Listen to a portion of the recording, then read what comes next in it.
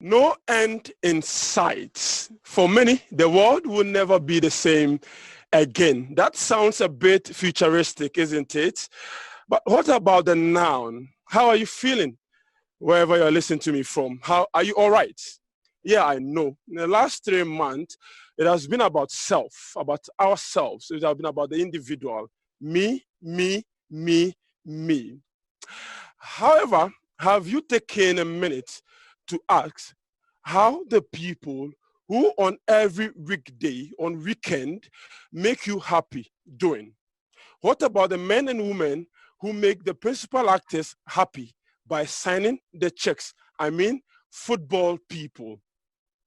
Today on Happy Sports, we ask how the novel disease have affected their business.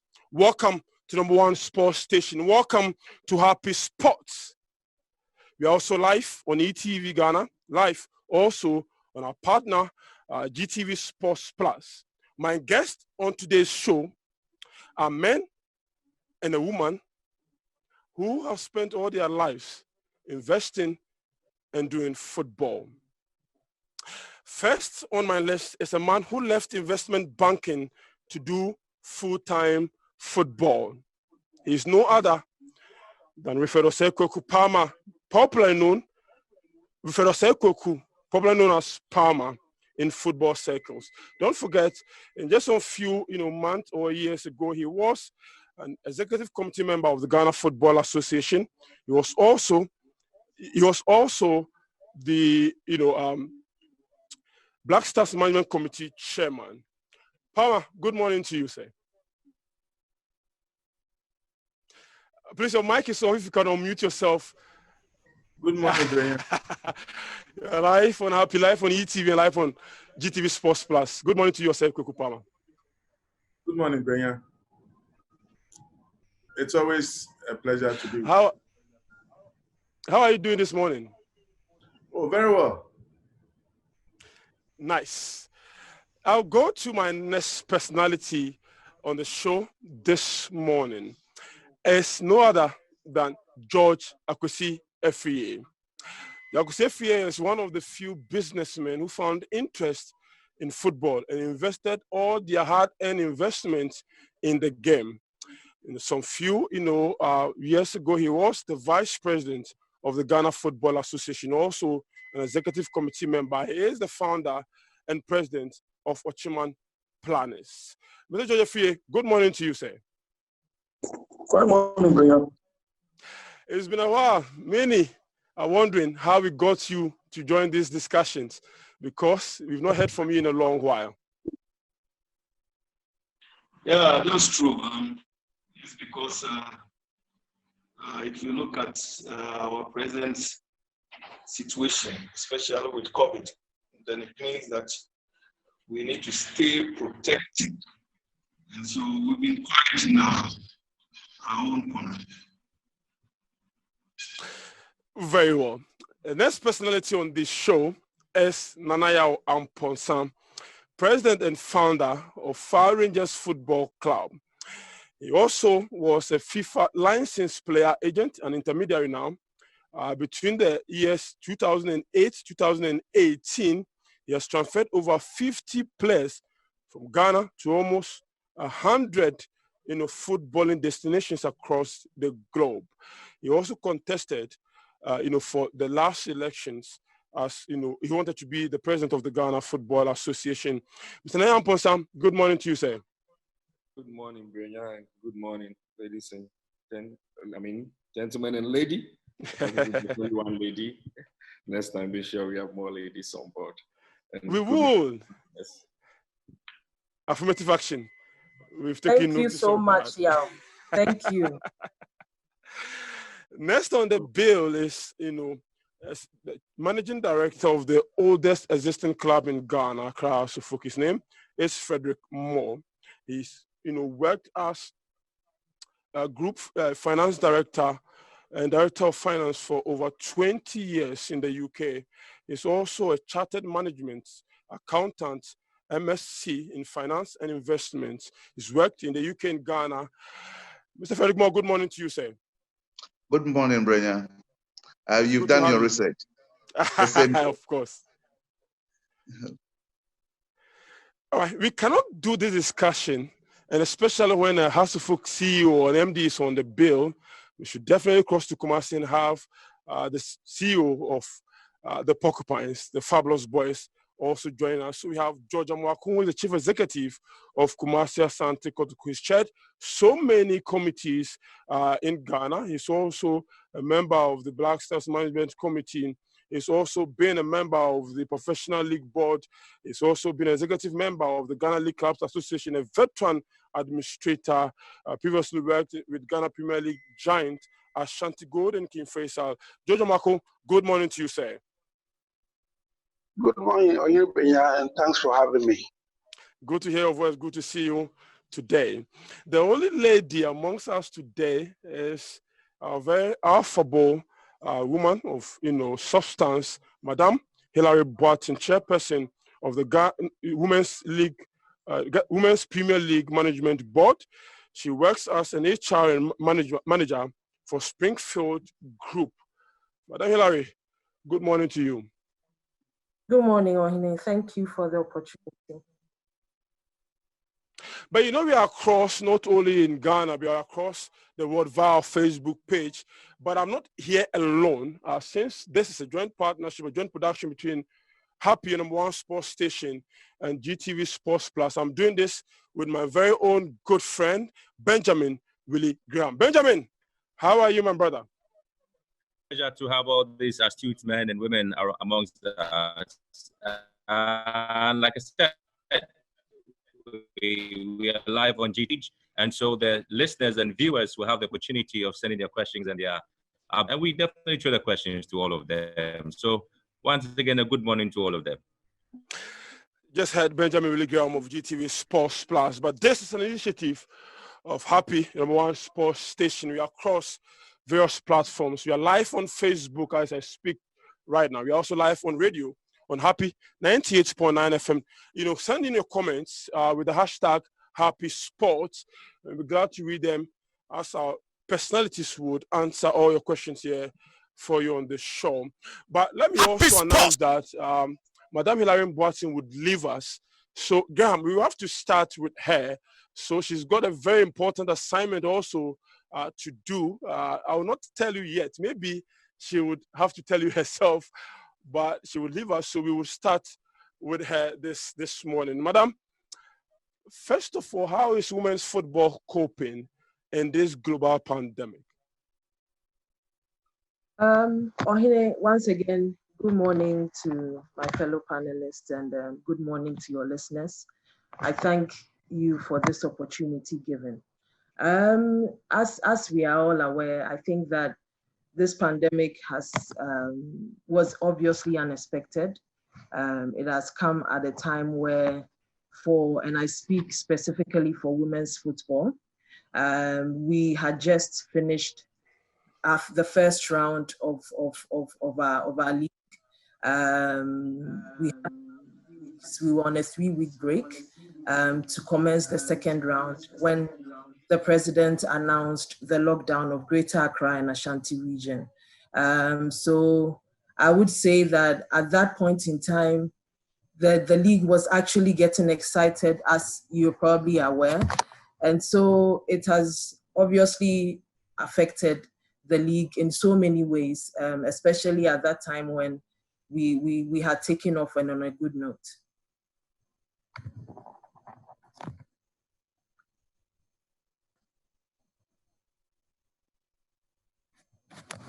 Benjamin, the next question is for you.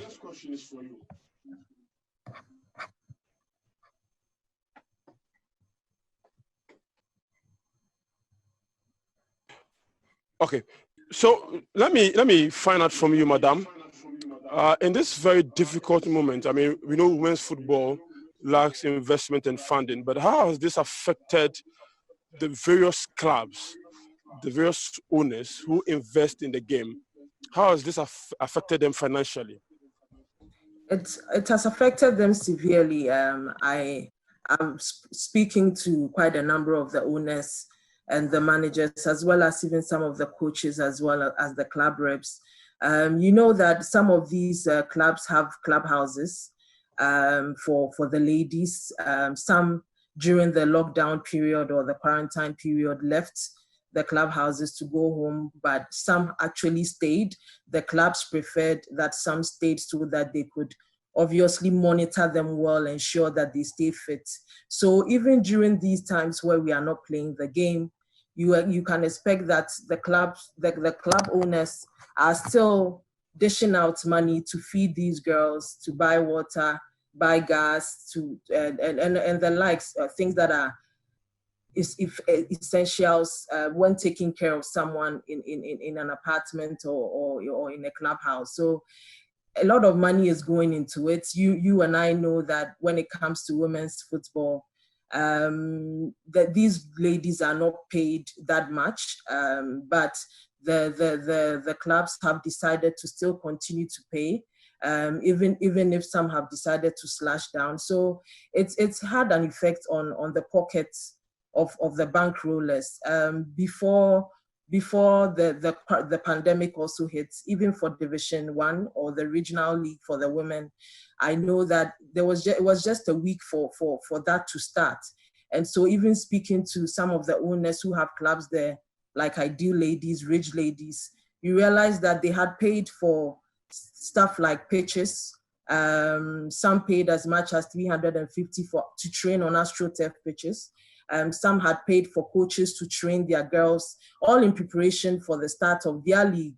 I'm talking about the first division for the women. And then boom, the pandemic comes. So these are monies that have been lost. Also, monies were paid to clubs because there was the ongoing player registration as well. So there were conversations with clubs to buy players. All that obviously came to a halt when the president announced that everything should stop. So that has also, even if monies were exchanged or if there were agreements to buy players from other clubs, that has also halted, and monies that were exchanged cannot, you cannot go back for those monies. When football returns, they have to start the process all over again. In terms of even the girls staying fit at home, the beginning of the lockdown, the clubs, the owners tell me that the girls would send them videos of their exercise regime at home, the little they could do in their various rooms. This is for those who are not in camp or in these clubhouses, to let them know that they were staying fit. Unfortunately, after a week or two, these girls started to complain about lack of data. So they would ask for data. They would pay, they would give them, but it gets to a point where obviously the bankrollers and the owners also get cash trapped. And even if they pay, the question now becomes, the money that is being given to the girls, do they then even use it for what they claim to be using them for? And as women, we have other needs. And so they ask for money for various things. Some of these club owners are paying for school fees, paying for some parents to even take care of the girls at home. So it's had a diverse effect on the Premier League and even the Division 1 for the women.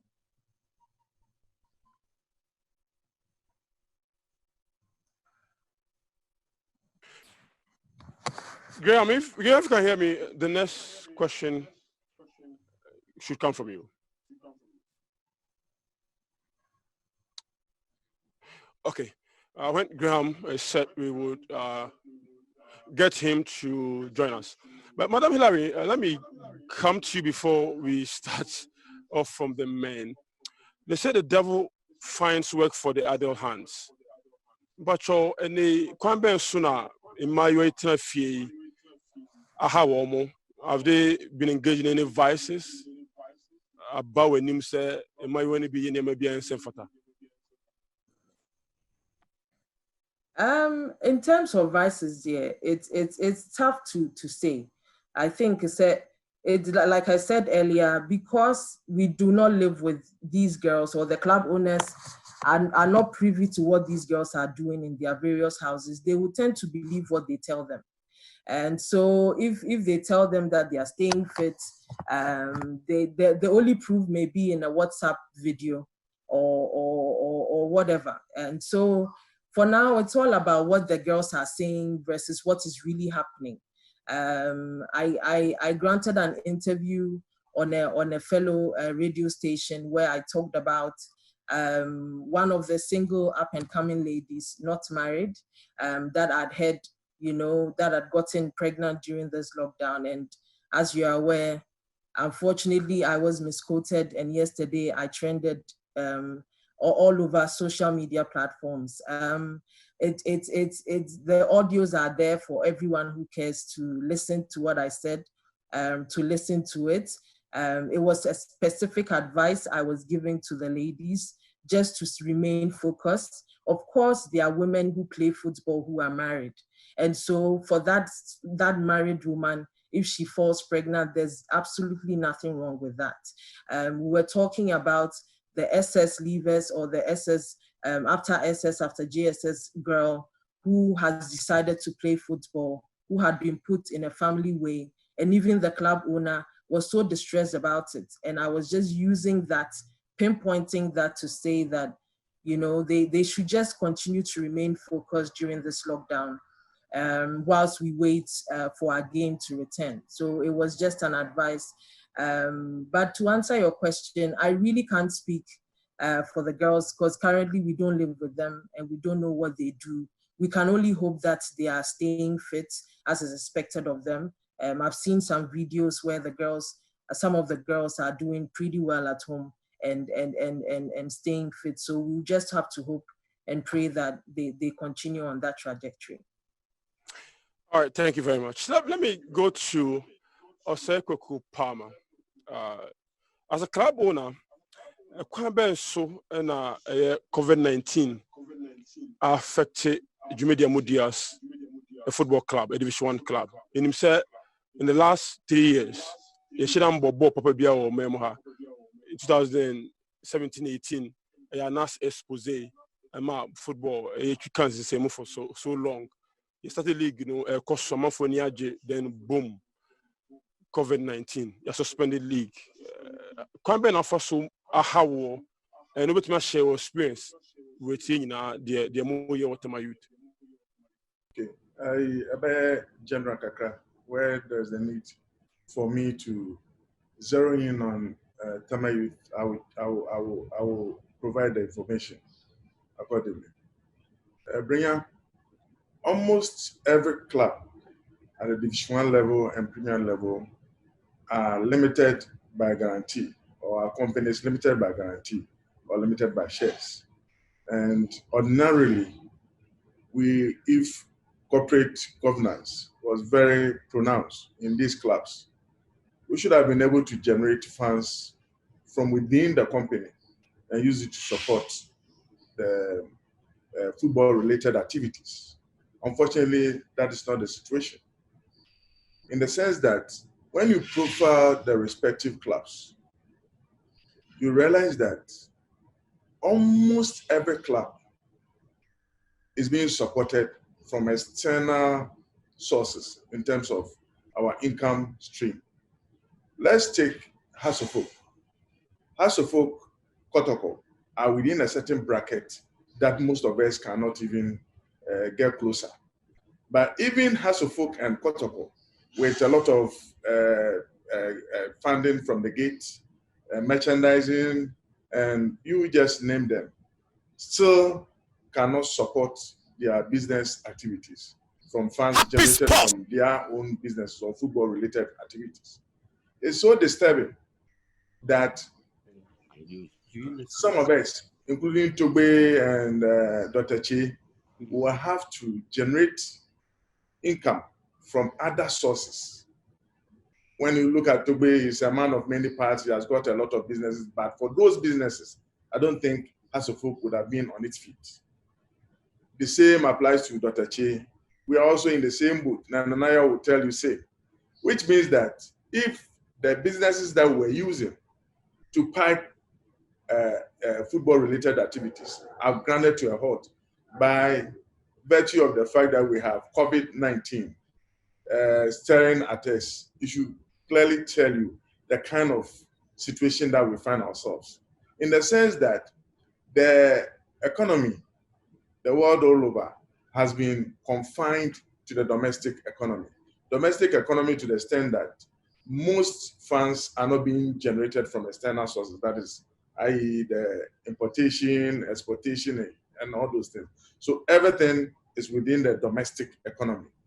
So if by way of policies, the government has directed that we should stay at home, or especially during the lockdown, you realize that things are not being patronized at the level that is expected. Those of us who are into frozen food, you realize that the market situation at the respective markets are quite different.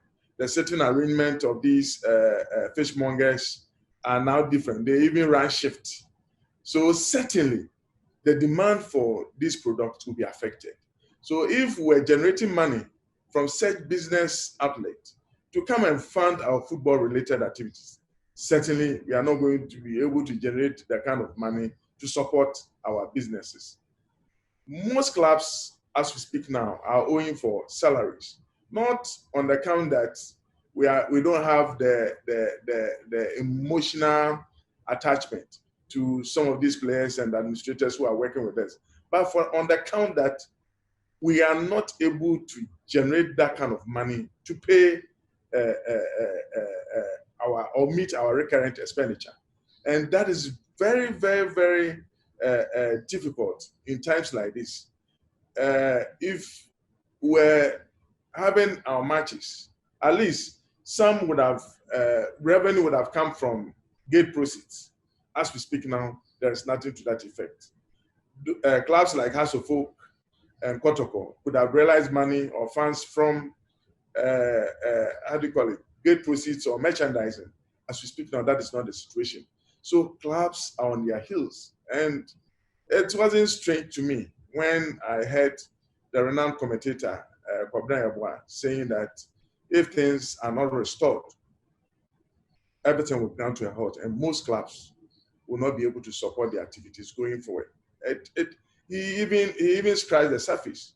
When you do deeper and critical analysis of it, Brenya, no matter the situation, there will be no way we will be back to where we left off. And let me illustrate this by a simple example. Let's take it that a supporter was attending House of Folk protocol matches in the previous times. Now, after COVID-19, there's a game at Accra Sports Stadium. Ghana, by our nature, we are socially connected to the extent that immediately you step out, that you are going to watch House of Folk protocol. Pressure will be mounted on you from your parents, your spouse, even your kids. Certainly, you are going to have difficulty in terms of raising money from the gate proceeds. And this will not stop now. It will continue for a very long time, judging from the fact that the COVID-19 is now being accepted as something that is going to stay with us over a longer period of time. So the phobia, the fear of getting infected when you attend such venues is there. So naturally, it will tell on the gate proceeds that is going to be realized. I was just thinking aloud to look at what has happened in Germany, and you realize that they never accepted to play the matches behind closed doors just for the sake of it. They did that for a very good reason, that the fear of their fans coming into the stadium or to fill the stadium to watch their matches will not be there. So they did the assessment and realized that they will need a certain type of financial support to kickstart their league. Fortunately for them, they were able to realize that amount and they are back. I don't think we are in a similar situation because corporate Ghana, we cannot rely on corporate Ghana to support us financially to be back on our wheels. So what I keep on thinking is that by looking at the numbers, will football be back if football is back, we'll say, be in a financially sound position to support Tema youth. We'll be in a similar situation to do same for Hasofo. When the businesses that he is relying on to support Hasofo has been badly affected by COVID-19. All right, let me ask, this question goes to Hearts and Kotoko, and I just want us to talk about the numbers or the figures. These two clubs, obviously, when we talk about the conversation, a lot of Ghanaians think that with their magnitude, they should be leading the conversation. What has been the value, and let's go to Mr. Frederick Moore first. What has been the value of Accra Hearts of Folk? And in this time, in terms of financial figures, how much has Hearts of Folk lost in revenue by way of not having the league on and not even going through the business process as usual?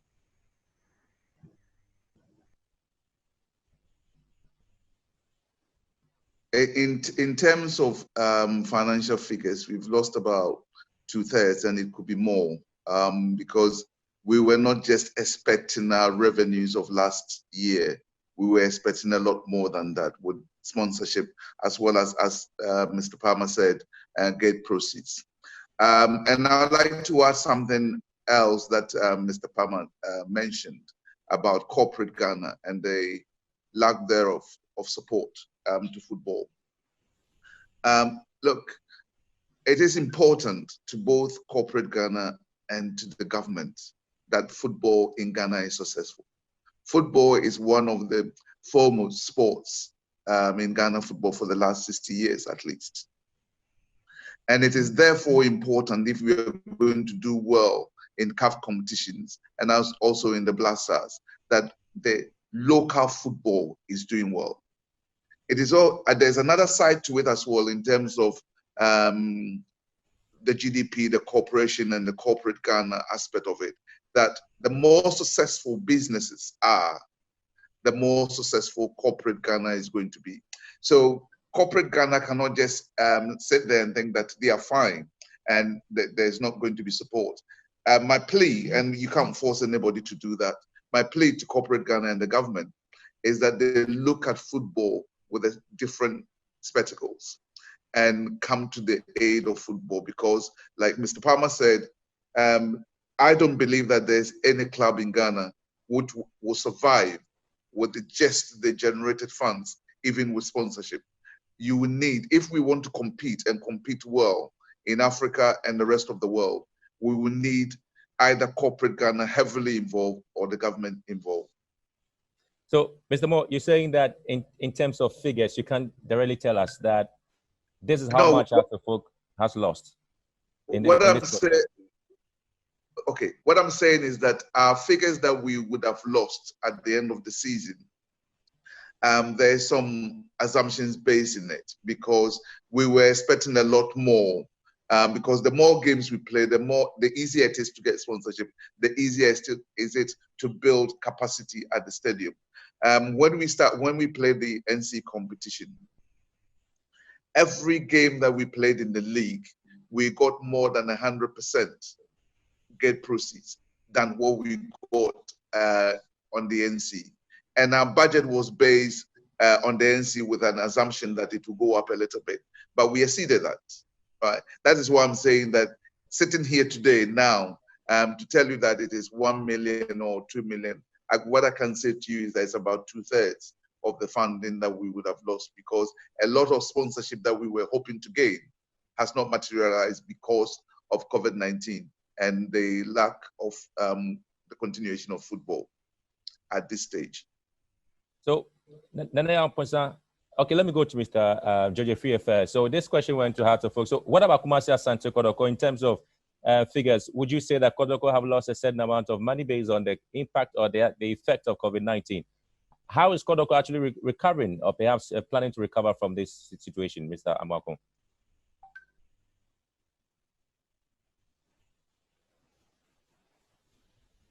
Hello, Mr. George Amakong. I think Mr. George is off the line. Perhaps he's going to come back. So we would try and get George Amakong back online. Don't forget that in the pandemic, they lost emptying road to them. Say almost holding on because there's no football. And it's very important we get this side of the story, as in how COVID-19 affects your business as a football club. But now can you share your experience with us? Say, quite sooner, in this very crazy moment, affecting business and more years as clubs.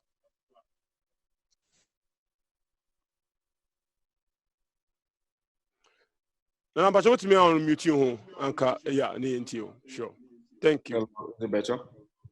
Yeah, it's better your life. Okay. So obviously, COVID has affected every business in the world. It's affected every livelihood. In the first place, if I will narrow down to my club, Fire Rangers, we are a club that are normally in camp throughout the year. We keep the boys in camp throughout the year. When the pandemic broke and it started here in Ghana, our initial position was to keep the boys in camp because we felt that that would have enabled us to monitor them and kept them safe. Because if you release boys to go home, you don't know where they'll be going, and we're not sure they were going to be able to protect themselves well. And it would have also meant that we have to provide them with PPEs, which increases cost, etc. The fact that we keep boys in camp also means that we feed them 24/7, aside the bonuses and the salaries that they are entitled to. So sending them home also meant that they were going to lose the daily feeding because some of these boys who play for us, we are all aware that do not come from very well-to-do homes. Some come from homes where feeding is quite difficult for the family, we must be honest. So when some of them are in camp, it provides them with the opportunity to at least have their food guaranteed. Even some of them, when you break camp, shelter is a problem. They struggle. Sometimes you break camp and some don't want to go home and you ask, why are you not going home? And it's an issue of shelter. So when it became apparent that we had to break camp based on government directives and subsequent directives from GFA, we had to come to that decision and send them home. I particularly was not happy about that decision because I felt that we were sending them out there to face the unknown. We're going to destinations that could not be controlled by us as a club. However, when there's a directive like that, all you have to do is to, respond positively. So we sent the boys home. In terms of finances for the club, there's been some positives and negatives. We are not a club that takes gate proceeds, so obviously we are not losing in that respect. But we are a club that pays a lot on sponsorship and branding and marketing whilst the season is ongoing. We are able to show numbers of people. We collect videos of people who come to watch our games to be able to go to some institutions and say that, listen, we want to build our stadium. Every week in, week out, there are 1,500 to 2,000 people coming to watch our games. So help us build our stadium and you can come and collect gate proceeds to offset the cost over a number of years. So we are unable to prove that now. However, as a bankroller, I can also say that we are saving money from the money that we use for cooking daily for the boys. On the flip side, we are losing money because you are paying staff who are not providing any service for you currently. We have groundsmen. I'll tell you that to keep our pitch in shape, every 3 weeks, 2 to 3 weeks, we are weeding the pitch. We are watering using electricity, water, because we have a borehole that pumps and it's a mechanized one, we use electricity. Every 2 weeks, we are paying for electricity, even though the boys are not in camp. We have a chef that cooks for the boys. This chef is not cooking currently. We are paying her. We have a driver we are paying who is not offering any service to us. Our coaches and technical team that are home and constantly, because they have a contract and they expect that you honor that contract. However, there isn't much coming in, and the effect of paying for something that you are not getting value for is quite a difficult thing to do. However, we are also trying to turn the problem around and find some solutions in there, because there are things that COVID can affect and there are things that COVID cannot control. We have come to realize that in this COVID era, one thing that has survived is IT, the use of IT, the use of technology. So we as a club are ensuring that we gain the necessary technology, the necessary softwares to be able to interact with our fans, to be able to prepare the team. For instance, we all know that in Ghana, many clubs do not take websites seriously. And I would have thought that in this period that there's inactivity, clubs will take the opportunity to go to their website, to redesign their banners, to try and create things that COVID cannot affect directly. And that is what we at Fire Rangers, we are doing. As Palmer mentioned, COVID might be something that we may have to live with the rest of our lives. And therefore, it is important that we also find innovative ways to live with it. In terms of the generality of Ghanaian football, one thing I'll mention is that, for instance, everybody knows that I was the organizer of the House of Folk Kotoko game that was supposed to happen in London, but for COVID. The two clubs were going to generate some revenue. The players were going to get exposure. Ghana football in general was going to get exposure, and that would have trickled down to clubs at the lower echelons of the game. But due to COVID, that has been postponed until further notice. It's not looking like it's going to happen this year, considering what is happening in the world. So there, Kotoko and House have lost revenue. Ghana football has lost revenue. Players have lost exposure. You understand? So it is important that we also plan post-COVID. My fear is that, as was rightly mentioned by Mr. Moore, corporate Ghana, just like any other industry worldwide, are struggling. Before COVID, we were struggling to raise the needed sponsorship. Post-COVID, with a financial downturn for most of these establishments, how are they going to respond to our financial requests? That means we as football people have to be extra innovative to be able to bring in revenue. And that will depend on whether we are able to come up with ideas and propositions that will inure to the benefit of corporate Ghana, for them to be able to say, we are coming on board to use your platform to bring our establishments to a level where it should be.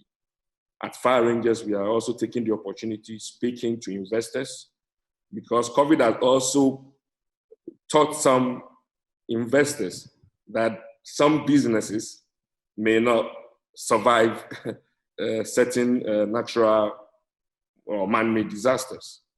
So at the moment, as football clubs, we have not lost our players. They are there, except that we are losing time. At Fire Rangers, we are preparing players for the international transfer market. As we speak, players who had reached their peak have had to be sent home. When they come back, and only God knows when they are coming back, they cannot get straight into the groove. We have to go for preseason. Everything is like being rewinded, and it means that they are losing the momentum. And everybody knows that in the life of a footballer, the life or the career span of a football player is twice as less as an ordinary person. If an ordinary person is going to have a career spanning 40 years, a footballer is between 10 years and 15 years. So losing 6 months or 1 year in your career as a footballer is like losing 2 or 3 years in a normal career, which is very difficult for the boys to. So we have to come up with innovative ways to try and build our industry again when things return to normalcy. So that is what I'll say for now. All right, so Benjamin Willie Graham will come in, but let me announce that Madam Hilary Boateng would have to go off because or joining a meeting with the FA. The English FA into Ojaya, a meeting in just a few minutes into obeja ho. Mamin kai semutie Jumedi or Happy 98.9 FM. You're live on ETV Ghana. You're live on GTV Sports Plus. We Happy Sports Initiative. What's me the questions in the comment bar using the hashtag Happy Sports. We're also live on Facebook Live on Happy Facebook page, Happy 98.9 FM. I can also see us live on the GTV Facebook page. Into between Willie Graham. Happy Sports. Willie, if you can hear, ultimate can take away Georgia Free.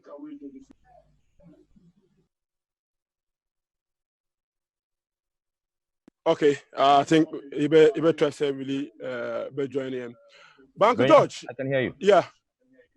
Okay, then we really. Yeah.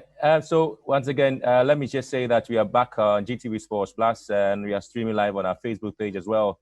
We're getting a lot of messages coming through. But let me go to Mr. George Free. Kumasi Asante Kotoko, what has been the experience for you, the Porcupine Warriors, in this hard times? How's the club, dealing with it?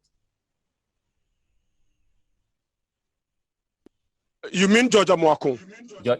Sorry, Georgia Mwako, yeah. Okay, I was wondering why the question. We have two George on the show, so Georgia Free and Georgia Mwako. Anyway, I want to say the question come to me, but not to him. Anyway, I think my colleagues have already expatiated on the common position we're all encountering at the moment.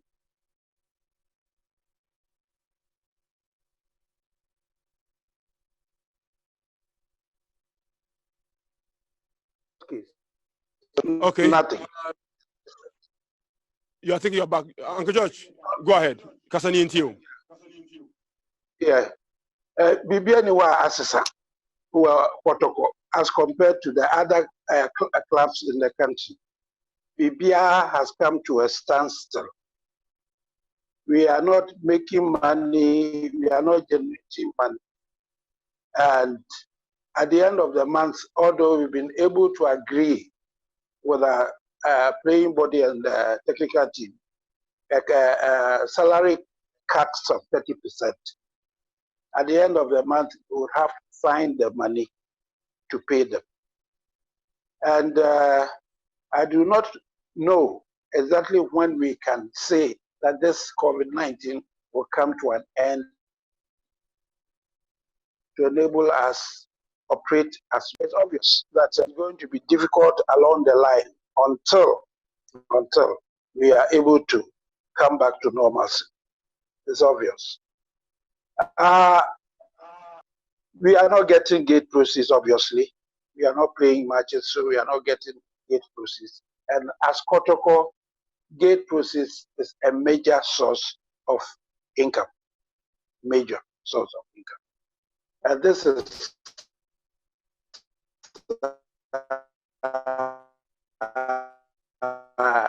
complemented by corporate bodies to augment our revenues every month. But as a result of this COVID-19 season, corporate bodies who are supporting us monthly have stopped paying the monies because they are not getting the mileage they're expecting from playing football. Because we are not playing football, they are not paying the monies. So we are very, very, very in dire financial situation. That is the position of protocol as I speak. Uncle George, now MTN for your title sponsors.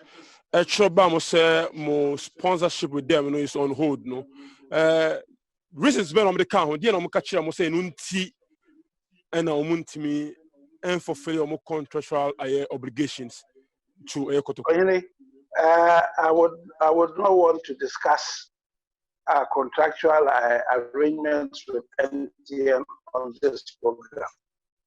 But all I can say is that it is part to seize the cash when you get into this kind of situation. It happened. It happened, and we had to suffer that fate, and it has happened in this case too. So that is something that is in agreement, and we don't talk about it outside the school.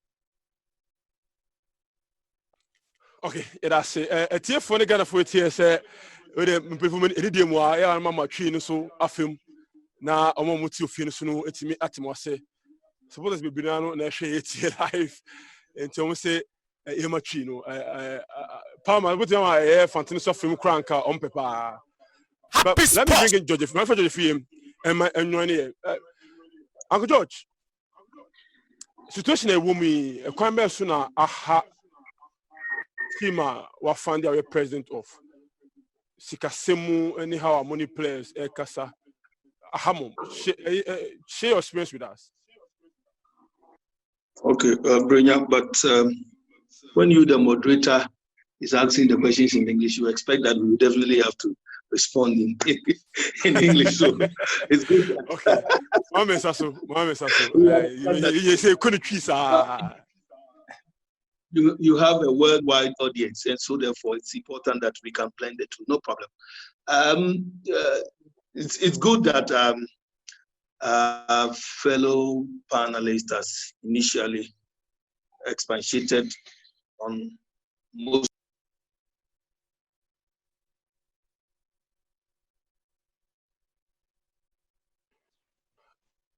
I could just tell me can.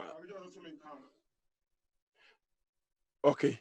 So it's in line two more. You better Jenny drink chair. Oh, in seminar. Okay. Benjamin Graham, let share a coin. You know, financially. How more a quarter say Omodemolusu MTN. Let's find out. Say Oma Canusuno, Omalusu partnership beer, Omalusu sponsorship beer and car, a bow Emma Omutimi place, car, a moment around a club. Let me, my J. Palmer, I drink chill home. Now also Abemo. But Palmer, what Lusu any partner, what Lusu any sponsor COVID-19 period? Not really. The a year and I will explain. In terms of funding, it's always been Palmer, the bankroller. Until when I'm down, the chips are down. So Minyeska so Atimushe Yeska. And that is how it has been run over a given period. And the Matuma Council there were other opportunities here I miss. And that is, we wanted to bring on board a coach from Europe so that will take our development up to another level. We're also looking at starting a young project or your site, our friend, how do you call it? This place, Aitepa.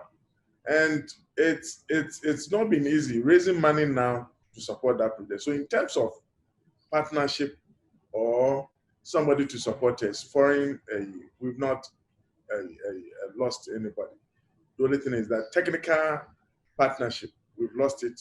And also the opportunity to start up a project, honestly, you lose. So these are the things that you lose. Rabrenya, in making all these analysis, we churn out the right figures, or statistically, we should be able to support ourselves. It could be financial data that we are relying on. It could also be statistical data we are relying on. And now there, the German Bundesliga is back, not by default, but back just because they did something right. All that the Germans are trying to tell the whole world is that they have a very robust league, a league that can stand the test of time, to the extent that when we have a pandemic of this magnitude, they have been able to resurface. It's giving signal to the other leagues, like the English Premiership, as well as the Spanish La Liga, who were boasting their young league, only the best in the world, to tell them that Bundesliga, we are the best in the world. Can Ghana replicate same? It's one they try around figures, kakra. Just as we go along, not we use figures to support what kind of discussions. We enrich the discussions as and when we move along. All right, so George Freya is back on the line. George, you were on the experience of your club. And again, the other question would be, what have you lost in this time? Any partnership or any financial or revenue loss in this time? Yeah, Graham.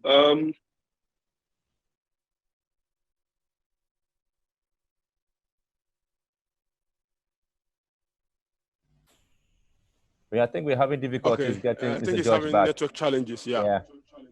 Let me go to the women's committee possibly. No, Graham, she's also gone. She's joining a meeting with the English FA, so she's left us. All right. Now you've let the cat out of the bag. You said you were going to hide it. Now you said it. Okay, so Imra Hasne Kotoko. You started off with the discussion our more side or in terms of the Koso Mr. Jojamako, I have a money scano and they're supporting my club. Someone who's one of the strongest financial support from your title sponsor. Sika money to your place, even though money on my agree 30% salary cut. Sika no free here.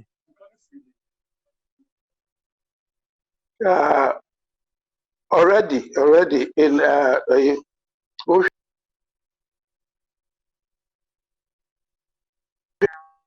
funding of Kumasi Asante Kotoko, even in normal times, you would, as at now, you would have to rely on the benevolence of the executive chairman at this time to be able to fund the gap until a situation where the club can refund or reimburse. What I say, and Sana M said we have to continue for now, but moving into the future, I think a situation will serve as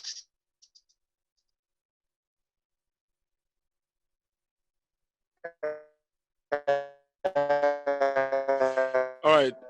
So Joja Makula no etumu say clean and clear befano because when you say okay. Mr. Joja Makula say what you mean? Okay, but on the Kasa ne guarantee. I don't know the point that I went off, but the American say for now, no, Sikabia ma from routine sources, Sikabia free home ma. But even when things were normal, most of the time, no, we rely on the chairman, the executive chairman, to fund the gap. What I say, Opesika near the appeal gap until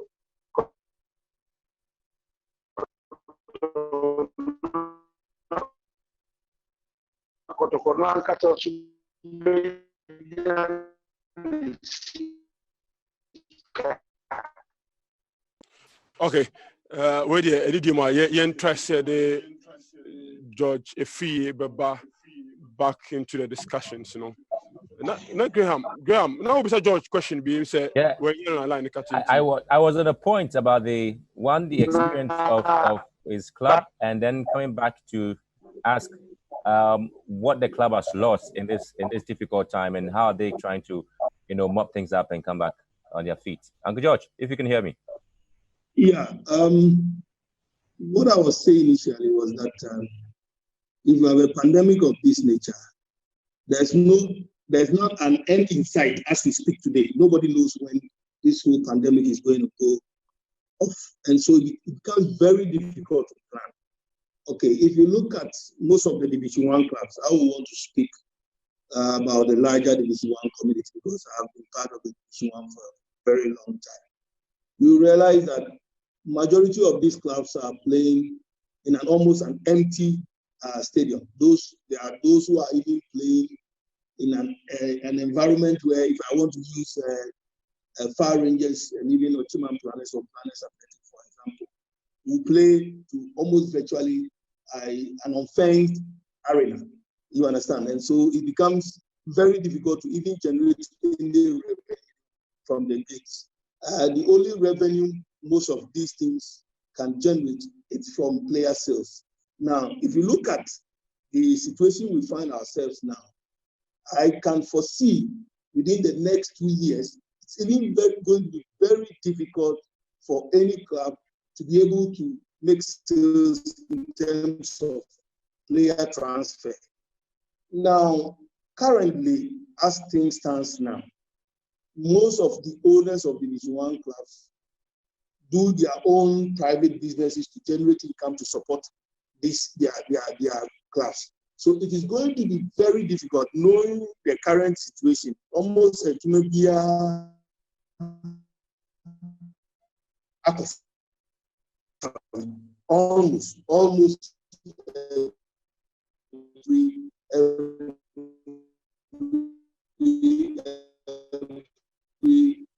company is suffering.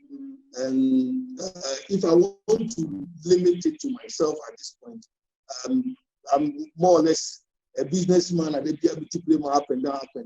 And they will be any when even it's going to be easy for anybody to travel outside of this country. And so it's going to be very difficult. It's difficult already, which obviously Messiah Hammer on the same, but the difficulty we are seeing that's post-COVID is what we need to begin to plan now. After COVID, what next? How are we going to stay viable? And as you're making also higher football. I know there was a strategy again when we need to think deep, because it's not going to be very easy. As we speak today, I guess I'm a directives, because you cannot act on your own, because this is a pandemic, global in nature. It's, in fact, the Football Association is going to mean sorry, and it's a plan, say, when you're and I say, I just say, I'm a home.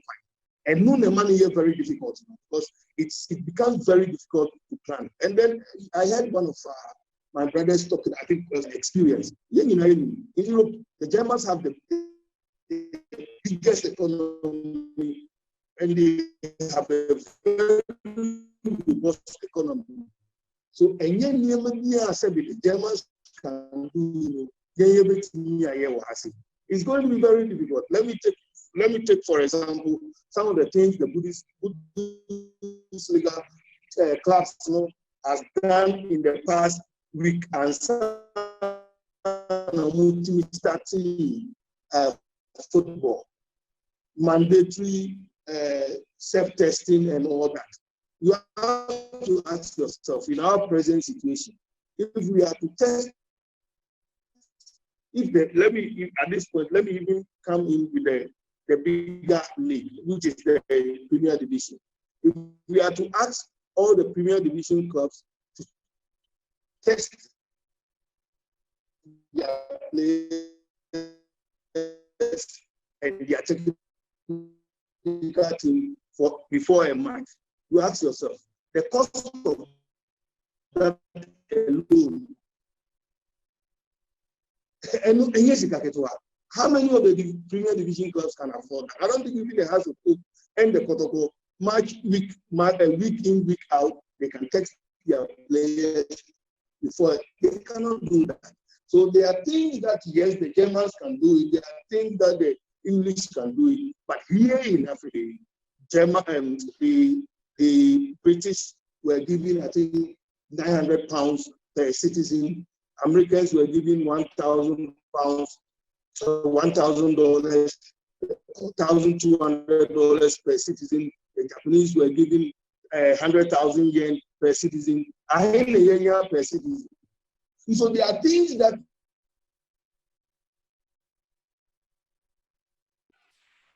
Tuba, now Uncle George, you make a very, very important submission. But you ever try to say, line be go through. Raya? Yeah. I think that the clubs are making a lot of interesting points here, but there's one particular question or perhaps a session that goes or runs through whatever they're saying. And I want to, this question is going to be a generic one. I'm sure I'll go to Mr. Frederick Moore. Now, Mr. Palmer will try to answer. But let me go to Mr. Frederick Moore.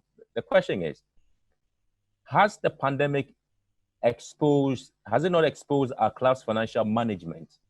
I.e., the clubs haven't really been creative or innovative enough to look for other sources of revenue mobilization, because it appears that we rely so much on what the supporters are giving us on match days. Therefore, at this moment that we are home, we are not able to then say that, okay, we have lost XYZ amount of money.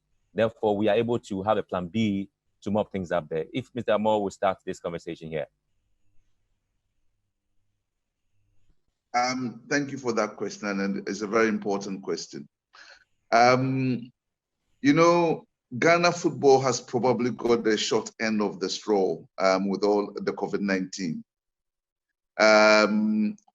If I could put it this way, we had the ANAS 12, the video, then we had COVID-18, and now we've got COVID-19.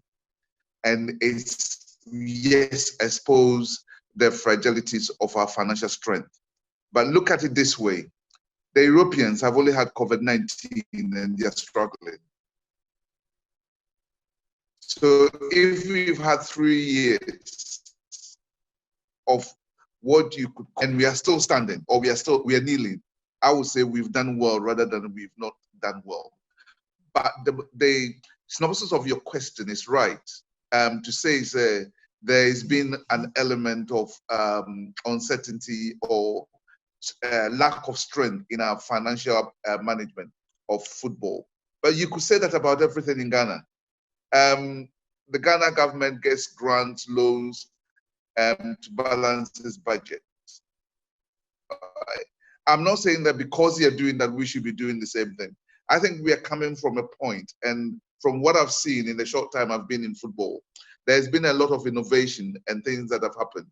And I also know that the business plan that I inherited was set in a way that within the next 3 to 5 years, we should have our own financial strength and not rely too heavily on third parties.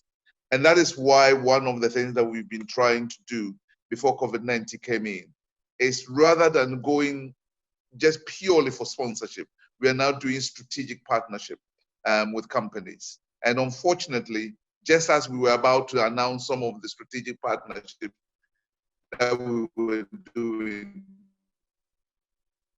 COVID-19 came in. So yes, your question is right. COVID-19 has exposed the financial fragilities of our financial management. But my argument would be, if Europe is struggling with 1 year, Ghana has done okay with 3 years of problems. Nania Amposa, you may want to also come in, especially with the same question, and how is the clubs really dealing with it?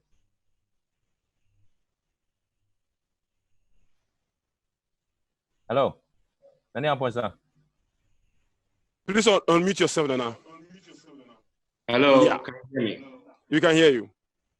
In terms of whether COVID has exposed Ghana football, yes and no. It has exposed everything in the world. It has given every industry, every sector food for thought to re-engineer models, to recreate ways to deal with it. It's something that was unknown to anybody. And as we speak, we are still getting to know the COVID. Nobody in this world can claim to know every aspect of the COVID. Day in, day out, things are being discovered. But in terms of our business model, I would say that, yes, we have been exposed in the sense that our football economy has not been robust enough. In terms of revenue sources, the key revenue generation sources do not really exist within our football. For instance, we have gate proceeds, And we cannot, kid ourselves and say that beside Asante Kotoko and House of Folk, who generate huge revenues, especially when they play each other, many other clubs generate huge revenues from the gates. That would be a fallacy. It is not something that clubs are really depending on. If it comes to sponsorship, then again, the entire league, prior to COVID, we're struggling to get sponsorship. We went 3 years without any headline sponsor. So we cannot say we are not having sponsorship at the moment because of COVID. We were exposed before COVID, and COVID is only going to make things clearer for us. But I believe that we can use COVID as a springboard to change our ways, to bring in creative ways to generate revenues. For instance, if clubs were really organized with their supporters, I always say that if, for instance, Kotoko had 10 fans per polling station, if House of Folk had 10 fans per polling station who were patronizing their replicas, patronizing things made House of Folk, who were monthly contributing to the clubs on subscription basis and getting something back. For instance, if you had a House of Folk membership card and you were paying 10 cedi per month to House of Folk, and because of that, you were getting discounts at the gates, you were getting discounts on replicas. Then during this COVID period, that subscription was still run. Imagine we have 29,002 polling stations.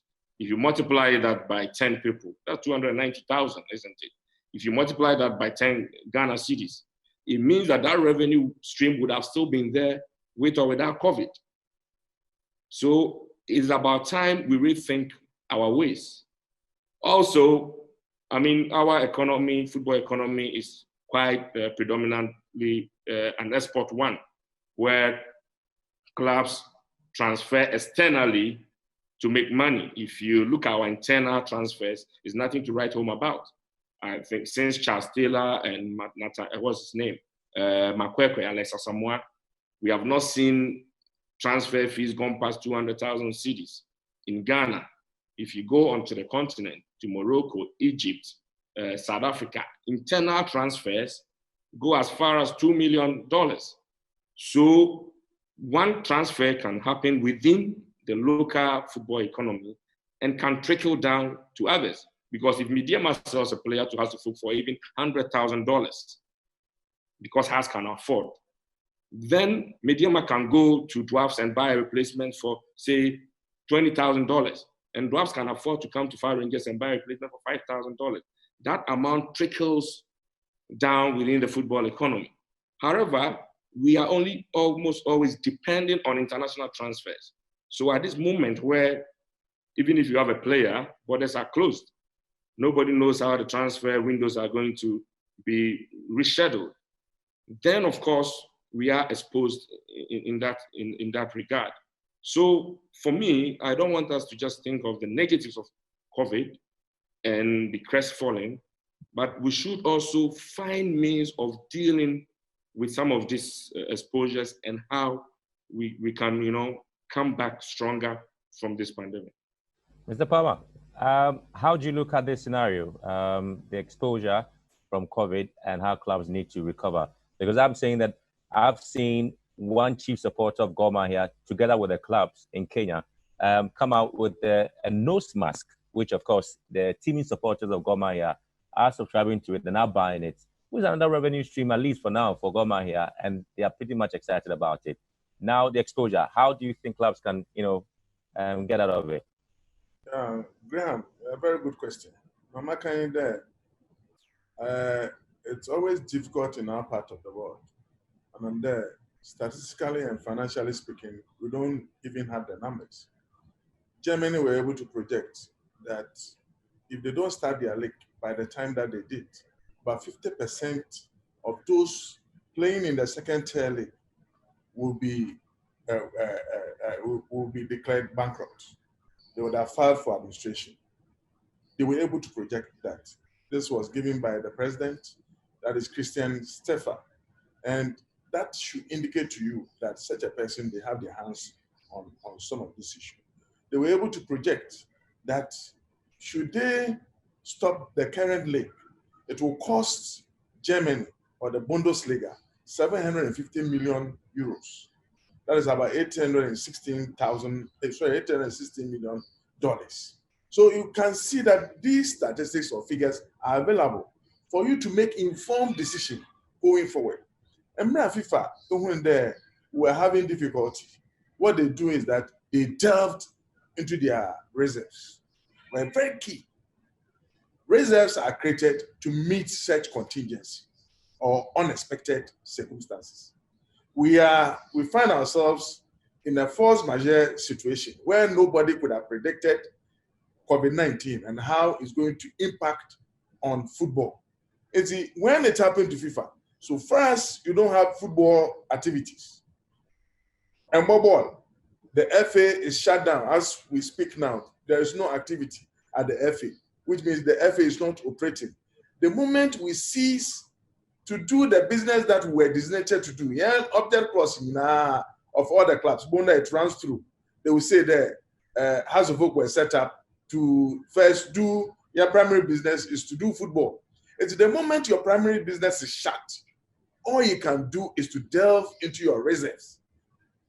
But that is what FIFA did, which means that strategically, did any club in Ghana build a reserve so that in times like this, we could have fallen on the reserves to come and support your businesses. That is how businesses are structured. In Ghana, your friend surplus. Do we have enough surplus or reserves? Are you able to have fallen? You use it to support our business. We have not done that, which means that we have not in the past been able to build a business yet to draw much on what are able to have fall on them in crisis period like this. All you could have turned to is your reserves. Wangasa to my generator a given period. So we can ask some a business it's always difficult for you to even fund your recurrent expenditure. So how do you even build reserves going forward? So it simply means that it's giving us information as to how we have to set up our business in such a manner that is so robust to meet those things. As you rightly pointed out, it's not only our friend and Goma here. If you look at Roma, if you look at our friend and other Inter Milan and all those things, you see, it's not what we always get from these supporters. No, or key in this regard. And for that matter, maybe your friend and face masks near Tranama one. No, the fact is that Abazin and this crisis situation, I am your team supporters. Have you been able to do that? A big no. Some are begging to feed one support base.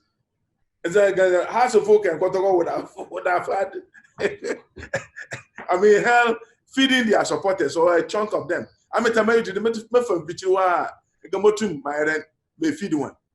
As I said, this is when the supporters would have also first, after all, House of Folk, they're supporting, and Kotoko, they're supporting, another Tamaitna, they're supporting. These are the benefits that we've also derived from what? From that. So that interaction has not been able to, take off.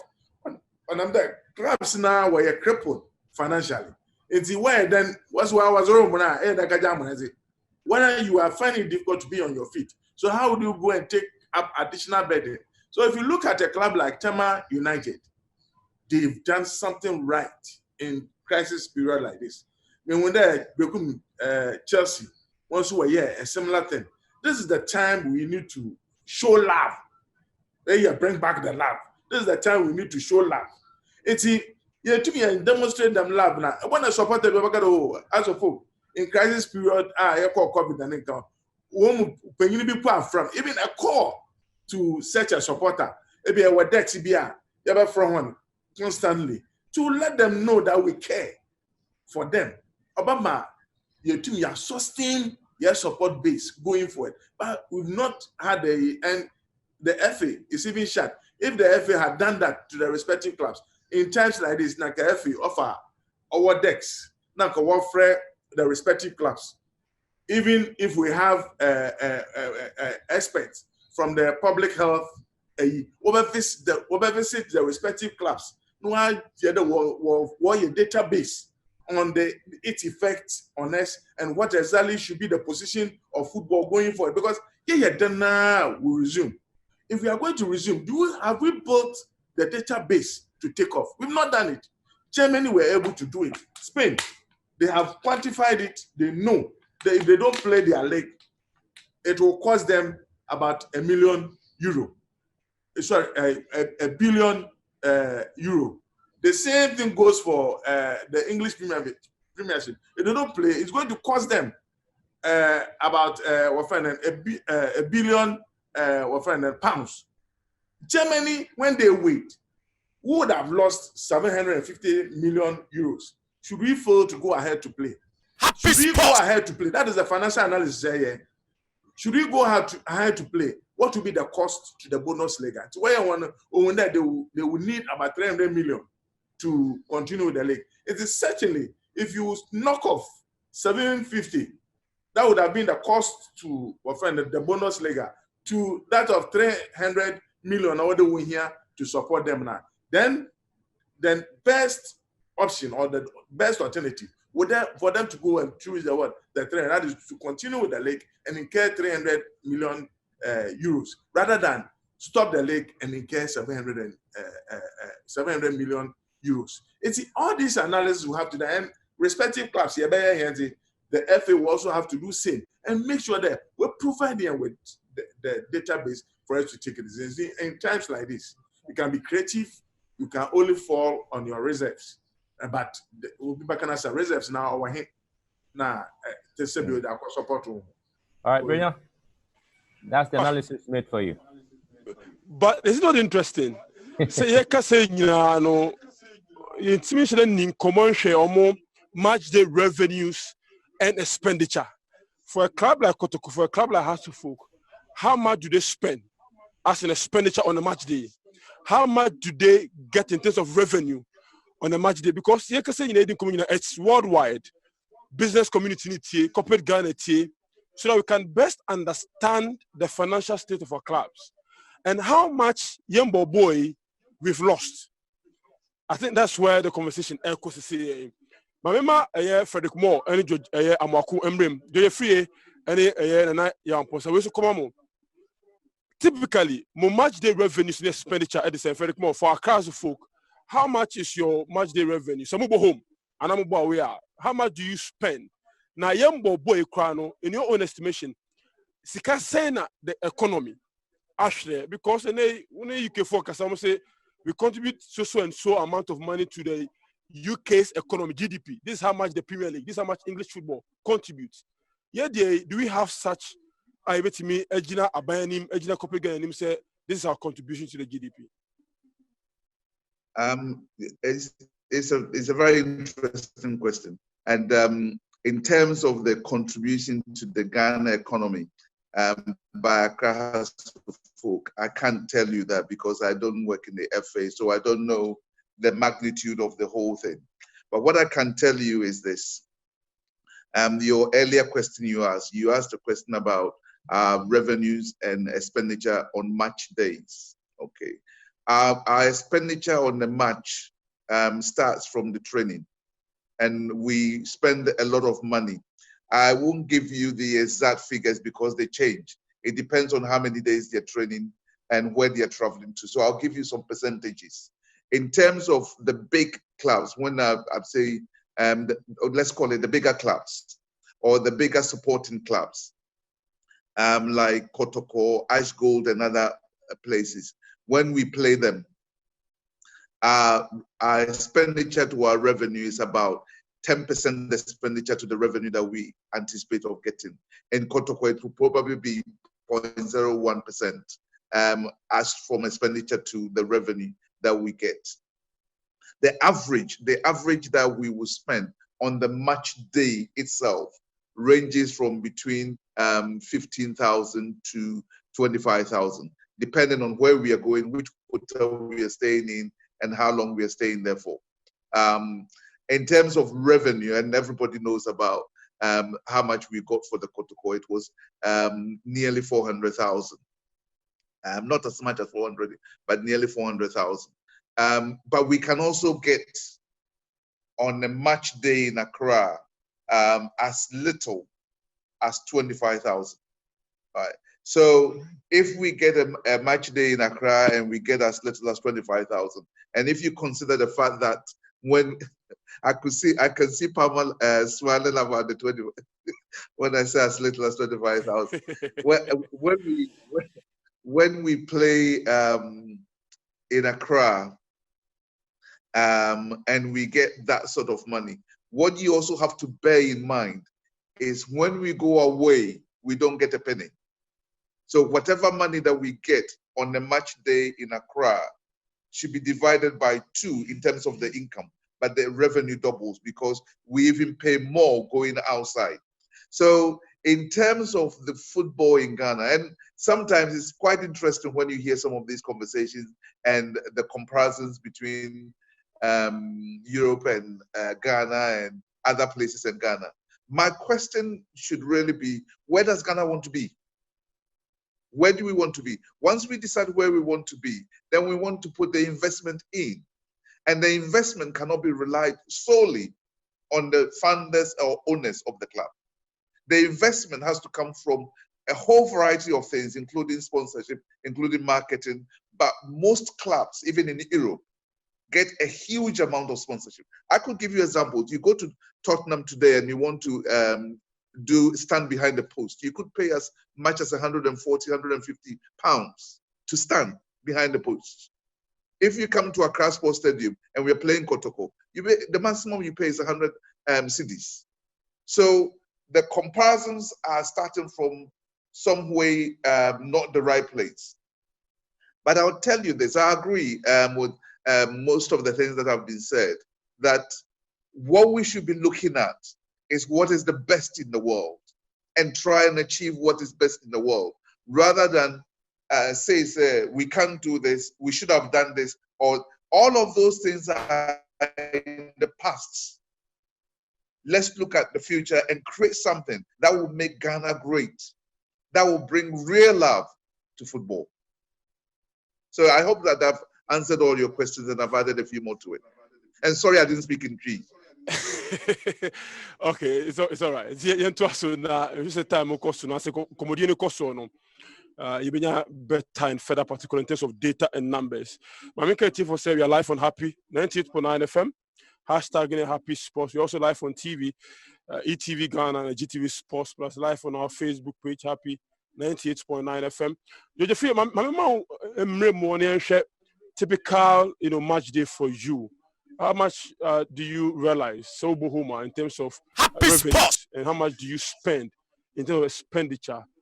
And bear in mind, sir, there's also a conversation about deductions. The NSA, they are buying VAT 17.5% of the certificates. Some conversation in our is it time say buying a petty swam say be a flat rate of 3% be some conversation become but match the expenditure for a club like Ochiman Planners, Free.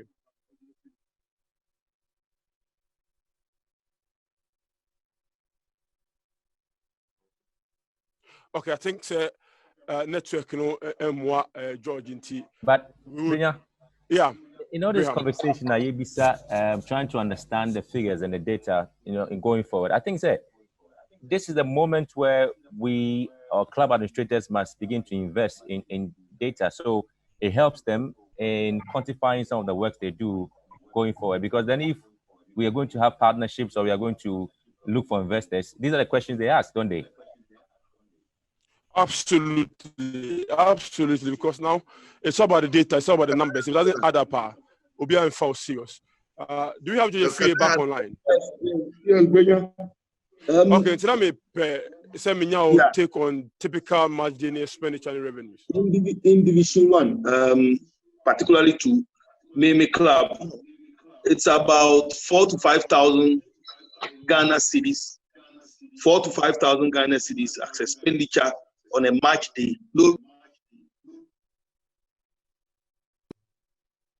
almost 9,000 Ghana cedis if they win the match.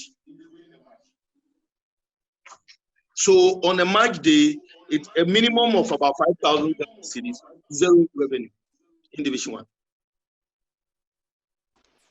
About 4,000 to 5,000 Ghana cedis expenditure, but zero revenues. What it means is that on the match day, has good proceeds. Yes, on a match day. And then all the other expenses come from camping to other before the match. You are heading towards 10,000 Ghana cedis, zero revenue.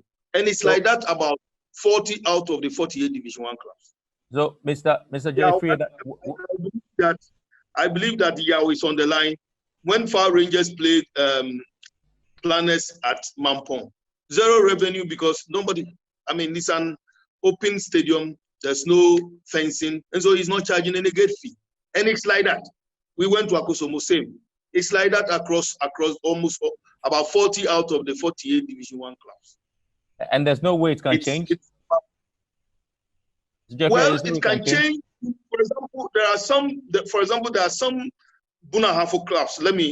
Those BA clubs like BA United, Brekum Asnas. These are clubs over the years, they were Premier Division clubs. So if you remember, and so therefore they still have their followers. And then again, more of a community team. It's more of a community or a tribe. Because if you take BA United, for instance, BA United have a fan base bigger than so many Premier Division clubs. So many. Now, I want to talk about, there's something that I want to talk about. Some years ago, I remember talking about the size of our economy having effect on sponsorship. If you want to rank the 5 top leagues in Africa, if you want to talk about the 5 top leagues in Africa, you will realize that most of these leagues here kind of ranking them higher. Almost economic size, it's not what you can compare to what we have here. In securing sponsorship. Take, for instance, Egypt. You know, the Egyptian league at a point in time, I remember, was it the 2012, 2013, when the Ali and not Ismailia, there was another club. They had the clash. It wasn't Zamalek. There was a clash between Ali and one other club where Ali and the club were banned from playing almost empty stadium in Egypt for close to about 3 years. But yet still, they have huge sponsors at that time. So the size of our economy, it will affect on how the football economy can gain from sponsorship. And I like it when Osei put it, and Nanaya Okan say, before COVID, how NAIA is successful in securing sponsorship for our leagues? How successful are we seen before COVID? No, because we are COVID in Tino, NABIA sponsorship, before COVID, it was also difficult in securing sponsorship. Maybe probably you were not doing certain things right. A specific example is Umpo, the Kumasi Asante Kotokos, the House of Folk, the Ashanti Gold, and some 1 or 2 Bunahafo clubs will be able to attract sponsorship based on the numbers. But other clubs will continue to suffer, whether you like it or not. So it is always better to use those clubs as a cash cow to be able to get sponsorship for the whole Premier League. But it has not been easy. In the post-COVID, the challenges are going to be very, very, very, very difficult. I mean, it's going to be more difficult for us post-COVID. And so we need to begin to do some of the things that we are discussing today to be able to have the data to think outside the box, innovative ways, how we'll be able to leverage on merchandising. Say, so be Graham will be about nose marks in the Kenyan club trying to design a nose marks or ni supporters ni sani manema. These are things clubs normal a huge following can do that. But the smaller clubs will continue to suffer. So it is about time I continue to think and begin to think post-COVID. That is, as for those incomes and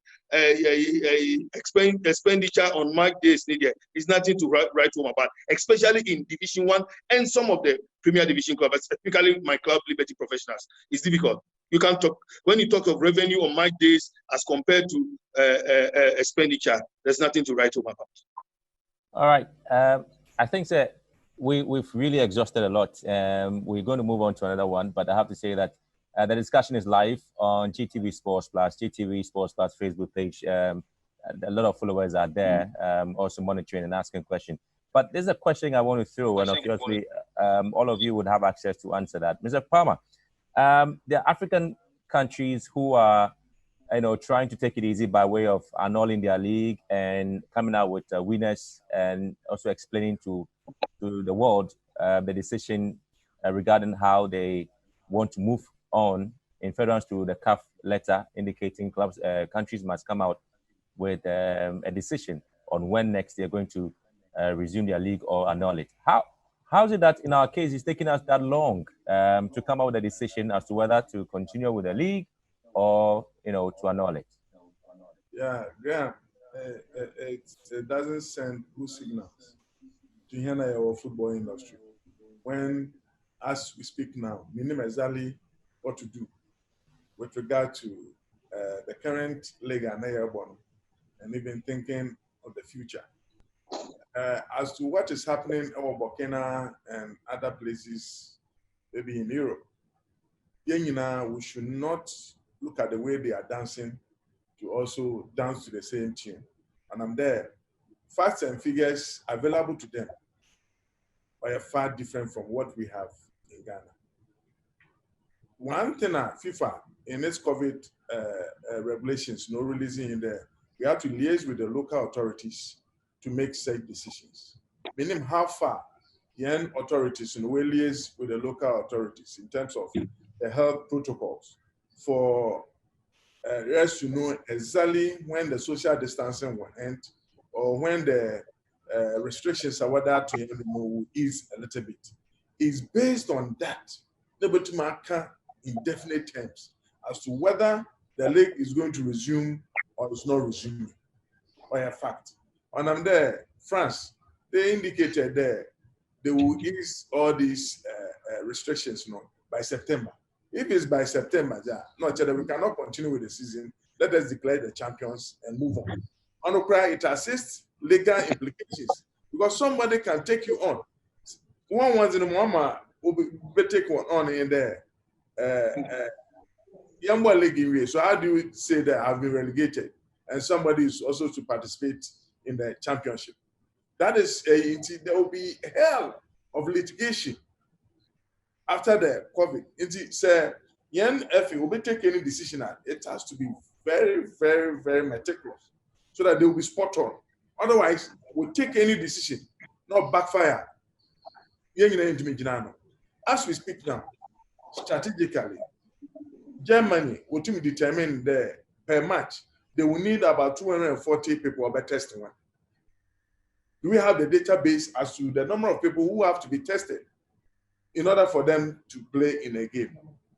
I don't have it. This includes officiating officials, all those who are very important or key in terms of honoring one game. Are very, very important. There was a committee, executive council, appoint there won't deal with the COVID situation.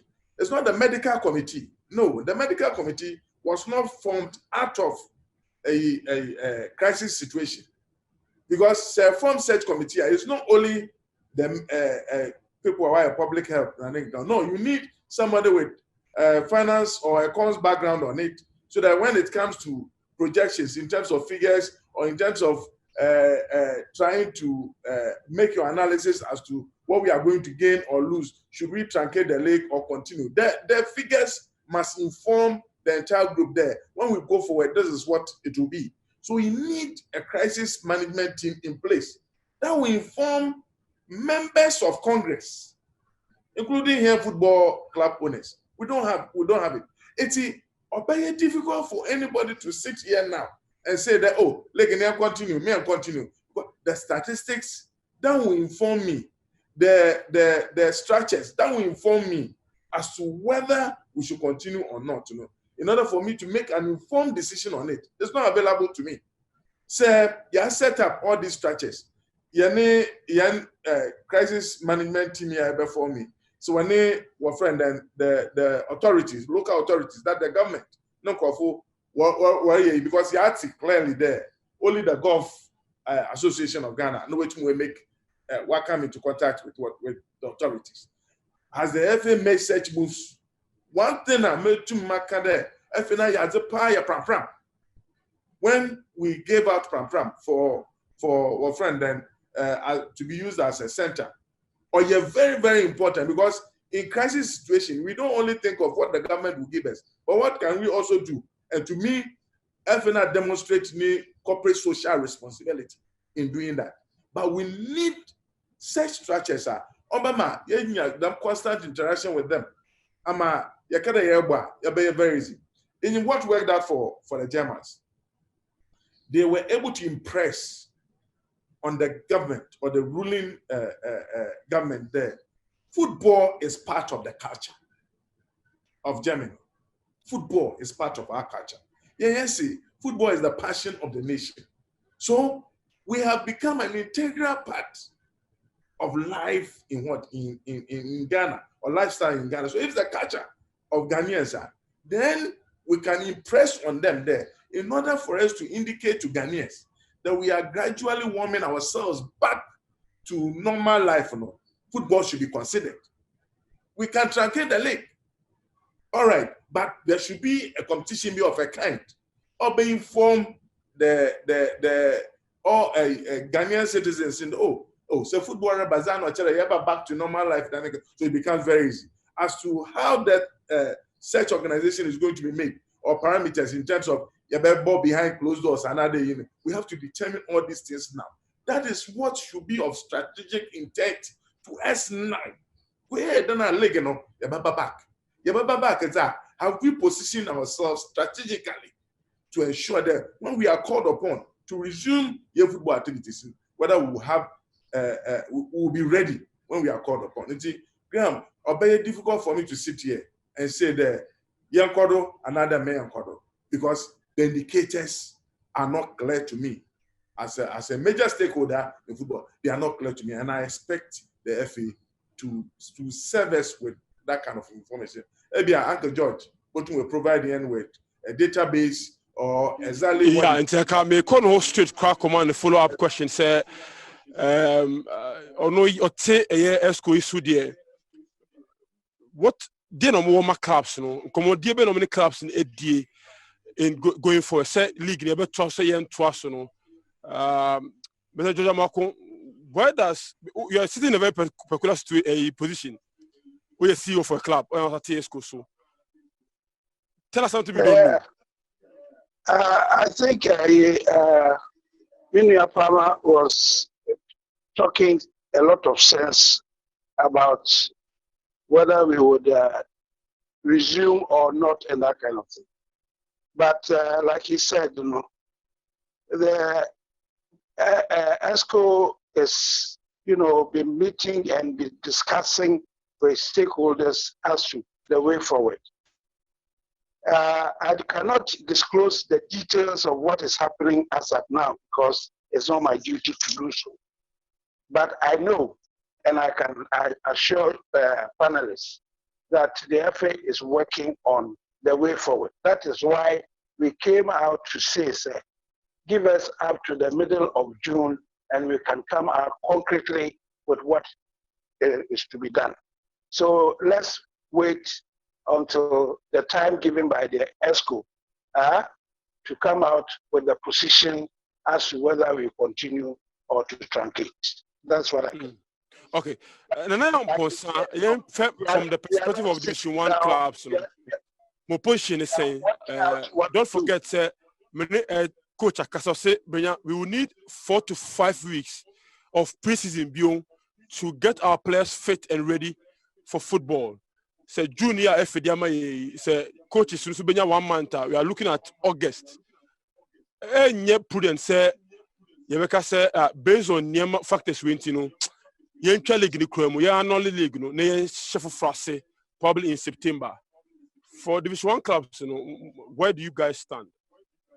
First of all, I'll speak for myself and Fire Rangers, then I'll speak for Division 1 and Ghana football in general. This decision must be motivated by something, whether to continue or not to continue. Nedi Kain, I've reiterated throughout this conference that we need to take advantage of the COVID situation to turn our negatives into positives. If we are not careful, the COVID, and things will remain the same, business will be as usual. Nedi Kain, league and pitches Benson and league. Many of the pitches were in very deplorable state. Very, very bad. Now, you say rainy season, or we are almost in the rainy season. Are we going to take advantage of this natural occurrence and say, okay, let's improve our pitches so that when the league resumes, whether is to continue or to start afresh, we'll be playing on good pitches. When we had the Zoom conference with the FA, they mentioned that they were investing a lot of money into cameras. Good initiative. But what is the camera going to cover? Grassless pitches? Pitches in deplorable state? We need to prioritize our needs. What am I saying? We have been clamoring for synchronization of our league with that of the most developed football economies. It's very important that we synchronize our league. Market day was market. You cannot decide that market in there Friday. The major leagues have a transfer window they've been operating. If you look at our system, your league has been running mostly from January, February to October. So in January, when the transfer window opens, the short transfer window opens, and clubs want to augment their squads out there with players who are active, our players are not active because they stayed home from October to January. During the major transfer window, which is June to August or September, where clubs have enough time to grant trials to players, our league is nearing completion. We'll be fighting relegation or fighting promotion and as a champ for the championship, or releasing the best players on court trials. It means that when we have the opportunity to trade and make money in terms of transfers, we're always missing the boat. So we should be proactive and not be reactionary all the time. One thing I can say about our FA during this COVID period is that they've been very, very reactive, very reactionary in their activities. They've always waited until government came in, and now we are following government. At the same time, we should be able to tailor-make certain decisions to suit our peculiar problems. Thank God, the FA president promised some boreholes during his campaign. I think there's a time clubs in being here boreholes, so that we can put our pitches in place. This week, I was at the Accra Sports Stadium. I inspected the Accra Sports Stadium pitch. When you close, that pitch cannot be ready in the next 1 month or even 6 weeks to host any proper football game. It is full of weeds. And so what's the old Twaswa? Every band now bet Twasso. Every band I back pre-season. Now teams are ready to continue. And how do you synchronize? Intermediate.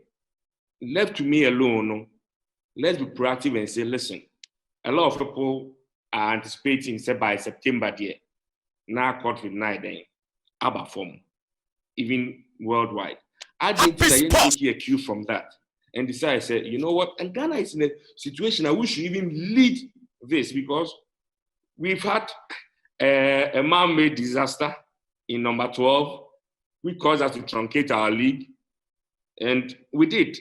And we were able to survive that. We played a special competition in between that and Sunday started league. And the truncation of league, Yaye bida enti how to survive it. Why don't we take advantage of that our peculiar experience and say, Yamaya September to start a new league. No promotion, no relegation. It will not be something new in the last 3 years. Now clubs in a clear direction. Say between now and September, clubs should be put in a position now. Club licensing requirements because I can tell you for a fact that club licensing requirements, clubs meet before the last league started. And yes, another season. Still without meeting the club licensing requirements. Now, before said we will always be playing catch up, and that is not good for our football economy. So the earlier we have the stakeholders engagement, if Congress by Zoom, we can have it.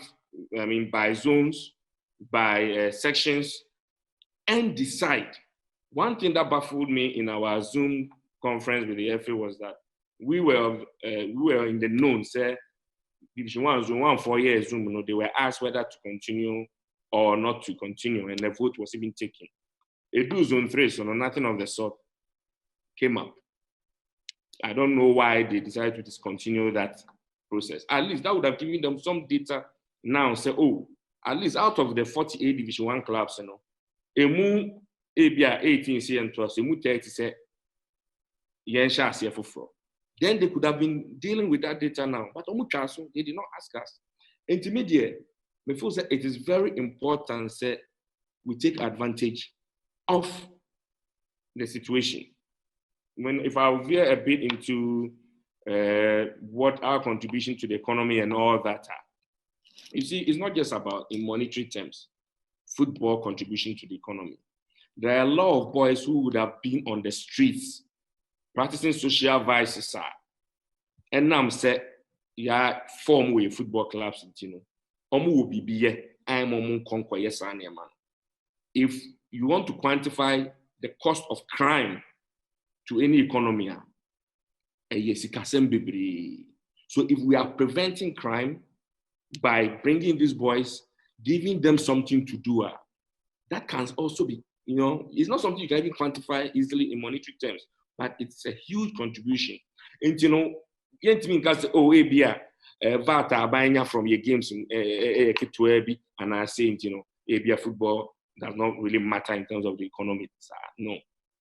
We are also doing a lot you cannot quantify with money. The sort of joy we bring to people, the sort of unity we foster within communities. NDC, football, a sign kind of boom. What am I saying? And it is important that one, government looks at us in a positive way, but we need to make a proper case to government. Now, one thing was bugging my mind recently, as recent as yesterday. The government fund, the COVID fund that SMEs are supposed to apply for. When I was registering Fire Rangers, I did not register Fire Rangers as a limited liability company through the GFA. I registered at the Registrar General's Department. Palmer, George can say same for their clubs. And we are SMEs to some extent. We are paying salaries to people, we are employing people, etc. Aren't we also allowed as individual SMEs to go in our own capacities to apply for this fund? But we are seen to be part of an association, and therefore, as an association, now, if the association is not able to make a good case for all of us, then we lose. Meanwhile, maybe Tema Youth could have put together a very solid plan based on their model and financial strength or financial, auditing to be able to prove that and for me, it's very important that the FA is proactive and we have a clear direction, because you say,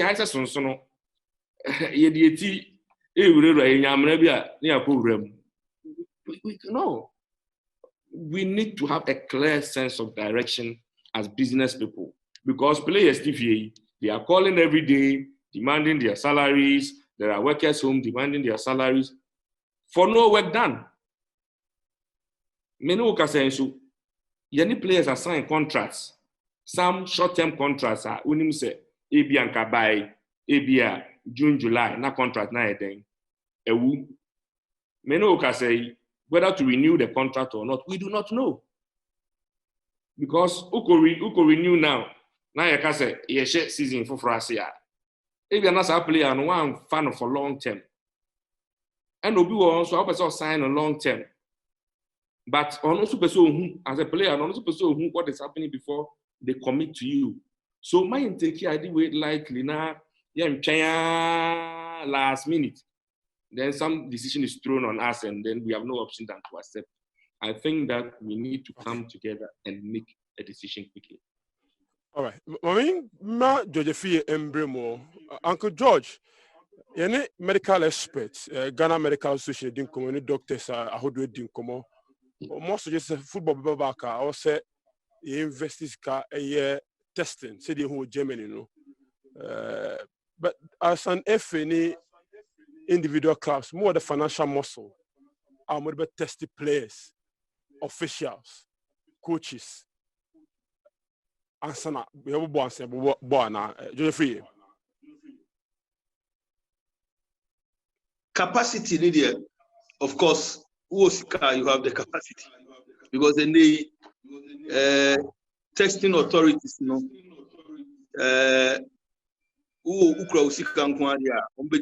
about testing players, no name officials, you know, for a match. But you have to look at it, whether there was the financial muscle to be able to undertake such a because my last check, it's about $65 per person. So if it's about $65 per person, that's Ukra, about 30 registered players and about 8 technical team. You are looking at almost 38. Okay, plus 1 minus 1, maximum with your fantasy 40. If you have a 40 squad, now Division 1 Premier, yeah, testimony for $65 each. Do we have the capacity? The bigger question. Now, personally, me Ubusamia, I also want to tone the line of Nanaya Okaye. I think that COVID are presenting an opportunity. You bet me edia to 2 year near me ye. Enye ye pe say nkasamri ye wo COVID. But in every situation, you know, you have to make the best out of the situation. See, as we speak, this is the time one. Mimi say personally, Makase proud to the elections under the NC. And yema bebre na yemu bebre na yani NC ni nyadwin in regards to the status. I personally think that in this time here, we could use the opportunity given us to strengthen ambiguities to turn out a new direction for our football. My pretend this say all of a sudden, no,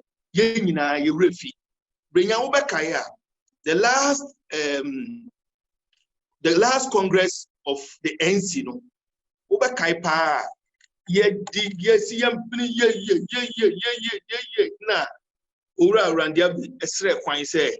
like to go out and then discuss, and I am on my break. 15 minutes break. True. You have to ask yourself, prior to that, now I was under the auspices of GACA. I discussing Yama Bebre. I feel say when unanimously, say when say then we went into that Congress with the NC also coming out with a different Nyama Bebre. Yes, when we went out, what did we agree? We agreed that Momayan Kojintum, Nayanji football, it is a football we are, near Baba Trust, so that we'll be able to do things the way we think, say, a better way. Okay. I think Yeah. Yeah, Uncle George. What's the can't wrap up my na? Yeah, but yeah, me too can't wrap up my na. Okay. Enti nkayenya sa opportunity we no ehia necessarily say yen nyina betimi ahia fa akope. Ye betimi ache mu into zones and divide the Congress into certain zones using even Zoom. Yeah, near they discuss it. Near but out.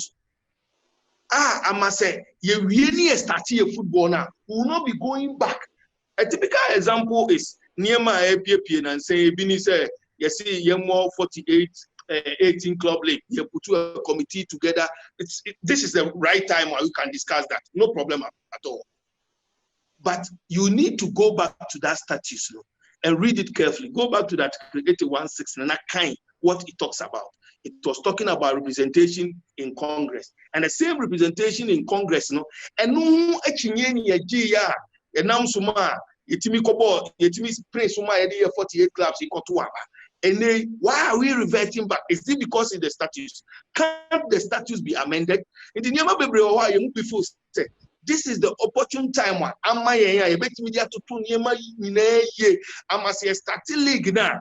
We'll start it in a very fresh footer. Obi abeka so obi ni de ka so pitches your boss so na ya oka say pitches your boss no bebre na meet the club licensing requirement. And it is true. You can cite so many pitches. And so you are playing so my ball. Why don't we take advantage to do things the PIA and son as you bet me a starting football, they are starting. And then they ask to say yen trunkety and ask and to us on it. And it is a matter for Congress. Personally, if you ask me, it's a matter for Congress. And so yen to us or am I and to us? I don't want to go there, but I think that ye time na yenya samre ya ye diti wa ye twen no yen hwe niema ye betimi aye amase ye start ya yen sanko ye chibiu. This is what I think.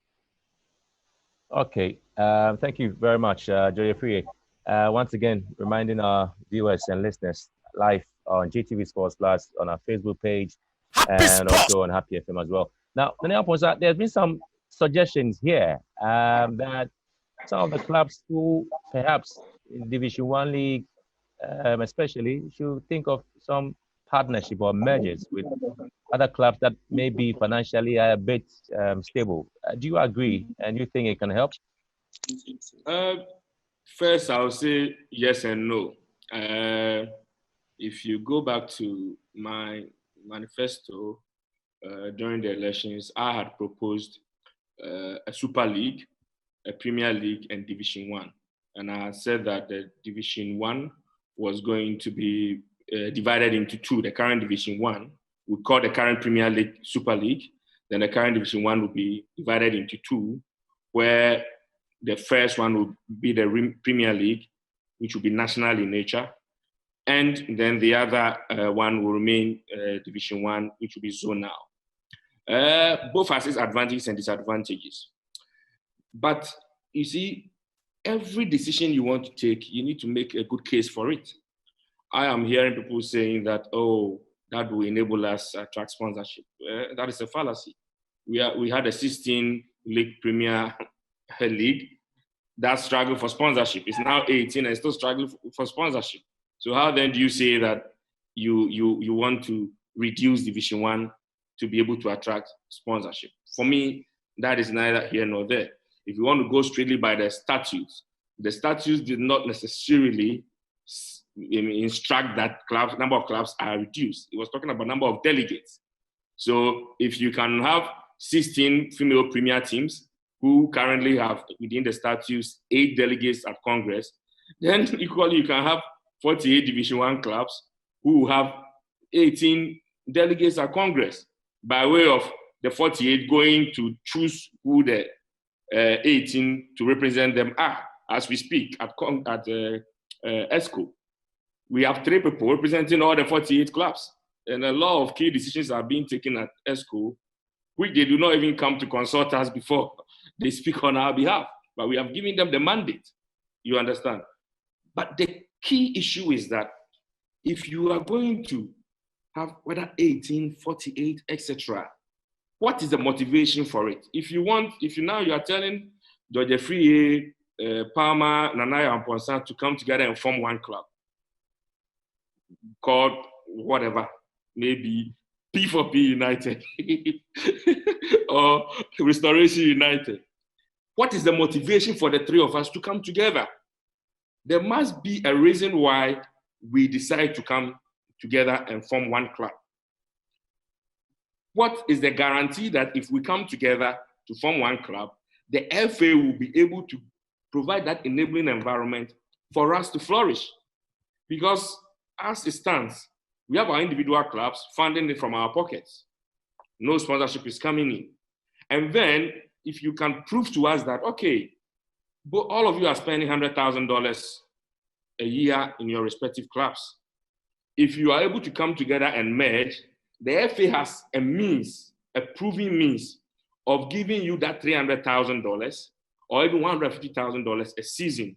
And therefore, the three of you can save $50,000 every season, and you can make profit from that venture. Then, you are getting home. We should also realize that we are creating employment for many, many kids. Many, many kids. Some of them, the 200 cedi, 300 cedi they take from us as salary is what they use to feed home. And they depend on winning bonuses. So if you are saying that, okay, the 18 is going to be professional, the 30 are going to be amateur, and there's not going to be any payment structure for such players, it means that you are breaking or seizing the livelihood of certain families. So all this must be taken into consideration. If you look at our current Division 1, even the zoning, I have a problem with it, the structure. If you go to Zone 1, for instance, there are clubs traveling already from Paga to the Brong and Ahafo regions. Clubs from Wa to Brong and Ahafo regions. Zone 2, there are clubs traveling from, say, Kumasi, coming as far as Kaswa, Winneba, Cape Coast, Sam Reboy, Takrady, to play. Is that not national in nature? So if you want to talk about a national league, it should be representative of the nation. It shouldn't be that we are going to play an 18 league Division 1 national league where most of the clubs will be skewed towards a certain jurisdiction of the country. That is not fair for me. I think that we should further zone the clubs because, the league, because clubs are really struggling. During our campaign tour, I realized that even from Tamale to Wa alone is 4 hours drive. Imagine that.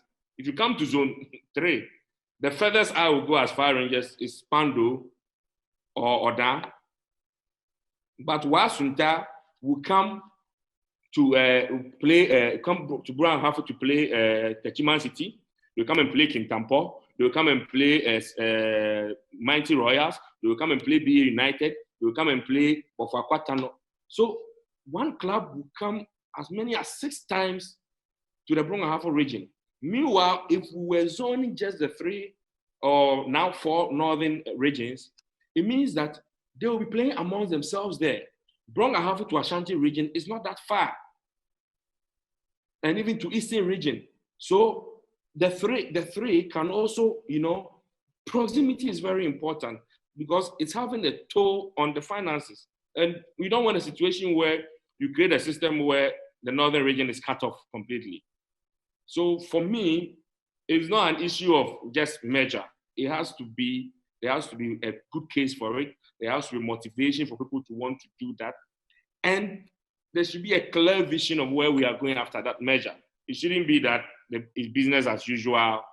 Because let me tell you, even in terms of sponsorship syndication, if you are very innovative, you can create, marketing teams for each zone to focus on securing sponsorship for the zones. Because if Zone 3 are able to secure a $50,000 sponsorship, which is very small, it means every club will get a minimum of at least $3,000. But if you go with 48 to take $50,000, it means everybody's going to get maximum $1,000. So we need to be innovative. We shouldn't just jump on the bandwagon. Oh, Okay. somebody suggested something and that's it. Okay. Wilson, Nana, Posa. That's Pama, yeah, time no so, but my main kind of said you made the live on Happy FM, Happy FM Sports Initiative, live also on TV, live also on Facebook Live, Happy FM Facebook page. Pama, and then to question Ghana football, we say $500,000 be about change, and a comedy, change. Pama, do you believe says can I say che? Oh, much. And I'm saying that kind of excuses are not poured in from the executives. I was surprised. In the sense that they were first, you pay your operating cost. Then business who is talking? Operating costs? Operating costs, any cost that is incurred in the ordinary course of your business. Ordinary course of business, your football-related business. At to FNM. The FA is shut. We are not conducting any football activities. So how can you refer to operating costs? We have run the FIFA forward over a given period, and I know which cost or expenditure is allowable and which is not allowable. Our FIFA forward, that is dealing with operating costs. Forward 1, forward 2. The two, sum up $1 million. And do you think FIFA will set up the FIFA forward to deal with operating costs? Was also another COVID relief fund about the federal with operating costs. There will be a parallel, a role, that is a fund now over establishing. So duplication of rules in terms of spending. FIFA will never do that. They will never do that. And so on and my will be set up. You go further than you when they are. Clearly, every Infantino's or can I say this is not FIFA money, it's football money. Ono what dwell on no reserves, watch as come or be as Ghana Football Association. They want to keep the football community happy. And see, the miskin will be to what's your happy? Yeah, happy, no. We better have was my truncate process, no. I'm using it for my operating cost. Meanwhile, the FA is shut. Do you know the operating cost? What is allowable under the circumstance? When you pay a staff salary to a communication director on your operating costs, because it has nothing to do with football-related activities. If you're to the accountant on your operating costs, they have nothing to do with football-related activities. But when you pay to the technical director of the FA, when you pay to the general secretary of the FA, when you pay to the competitions manager of the FA, when you pay to a coach of the FA, say a capacity building in terms of refereeing, in terms of coaching, in terms of the medical team. So for us, or football related, it qualifies for what we call the operating costs. On now, FIFA forward will deal with it. A China 1 year turnaround, what's it? Them is can do a big word that down. Mamatia in the legacy debt. What do you go to ya? Them say, babe, how about the legacy debt in finance? There's nothing like that. There's nothing like that. A company is assumed to be a going concern. Your friend Uncle Fred or Uncle George, they will tell you. So at any point in time that you are preparing your balance sheet, any balances be a KPBI, you are expected to operate in perpetuity. That is how come those balances are taken. Second, and for legacy, they are not will be a way who will be in the a wind up activities. That is where your debt becomes legacy or will be betrayal. Now, every balance in the balance sheet or accumulative, it accumulates over a given period of time. And we are taking a snapshot of the company's business at a given point in time. It's not a balance sheet, there's a balance sheet as at. By your income statement, there's an income statement for the period ending, which is it spans through a certain period. But the balance sheet is at on a particular date. It's here then our accounts payable, no accounts receivable, accounts payable or a legacy debt. But when it comes to accounts receivable or a legacy asset, how you give two views when it comes to that. Bring the miscano. That what my congressmen, not only football clubs, congressmen, Mobia and the Chafa, Mobia Catro, you that what Chaza, Mamasaka. or the referees when you be what's going on half far. Yeah, so I hear your ball or you be there to go half far. If you don't do that and you keep the money in what you have done, any economist, the multiplier effect will not be felt. So the football economy will come to its heels. Because what is kind of more there, let it trickle down to those within the rank and file, one of our members of your A, so that Oshawata da also Kitawa or Yawaza.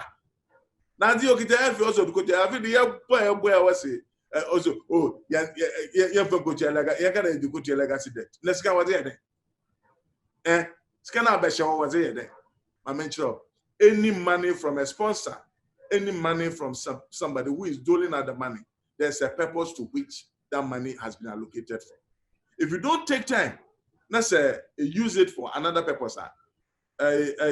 Uncle George and Uncle Fred will charge you for what we call misapplication of funds or misappropriation of funds. So people should be very candid with this. Men kind of want to be monsa. When in Bibia, you better pay 400,000 to the members of Congress. Any chafing, Obia, you never Congress. Or $1,000 in point, but that's a moment. With the one I'm a in times of crisis, at least FIFA or CAM in times of crisis. Why can't and bring a strange to me?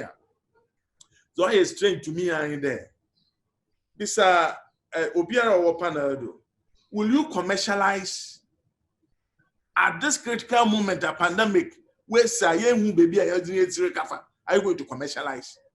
Economic activities have been grounded to a halt. Let FNO, Ossi, or BB often autonomously. Autonomously, Google only Ghana pay near autonomous. It doesn't exist anywhere. It doesn't exist anywhere because there's no autonomous league in this world. There's no Ghana penny practice for the first time.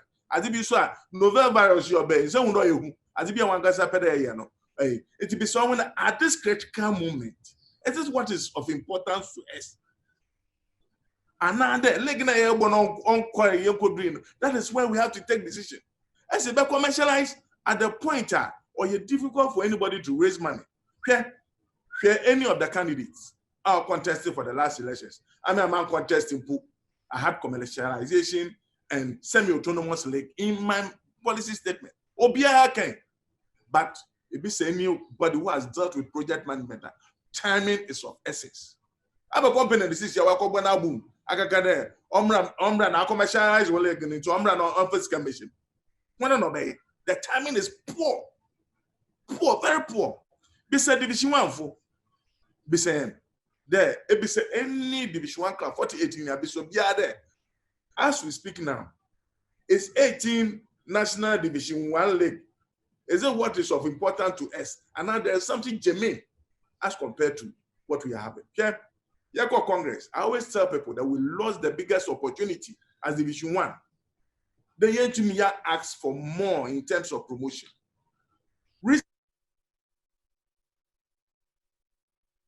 Oh, too bad. Palmer feed no. I say Musa, I say Ghana had a network there.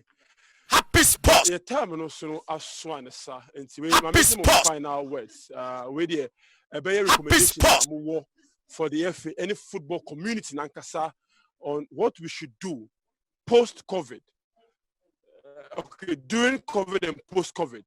There was the football community name. I mentioned same free George Free.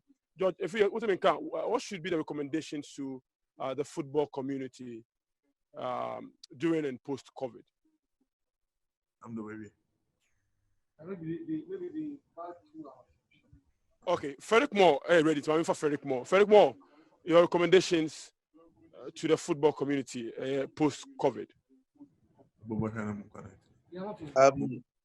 The first thing I'll say is that whatever we do, we have to put the human life and the Ghanaian life at the center of it. So whatever we do has to be guided by medical advice, principles, and values. The second thing that I will say is that in terms of whether we're going to continue the league or not, there needs to be a bit more clarity as to what we want to achieve. Do we want to synchronize our leagues with the rest of the world? If that is the objective that was the objective that was set at the last Congress, is that still the objective that we want to do? If that is it, then we are running out of time as to that debate of whether we truncate or not, because then it looks as if, say, we were not. A few months ago, a month or so ago, I was one of the people that was saying, say, it was premature.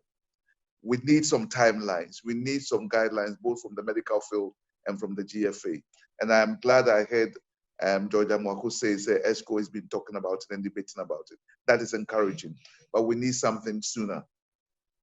The final thing I will say is more not just for the football community, but for the corporate world and the Ghana government, that football is important to Ghana.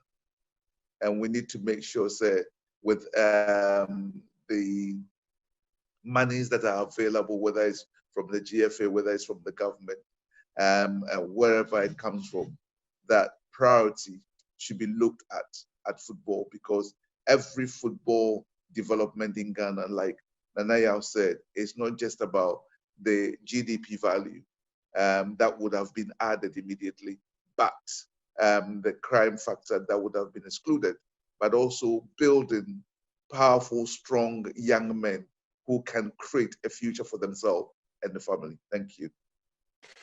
Thank you very much, Mr. Frederick Moore, MD for Accra House of Folk. George Free, my also back over to me on mutual hona yaje recommendations in this COVID situation. Mr. George Free. Okay, Freya. Mamina was for the opportunity. So during this COVID period, what me actually in our boom together to share ideas to see how best debate me and live within the COVID, and then can also live post-COVID. Kakra mechanism, first of all, you and try to observe the protocols. Say you need there will be no football. You need I want to take the quote of Dr. Prince Pambo. He was spotted on the bushy hair. And I'll say, it is better to live with a bushy hair than to die with a nice haircut. Say to me, there will be no football. So try as much as possible to observe the social distancing, washing our hands and all that.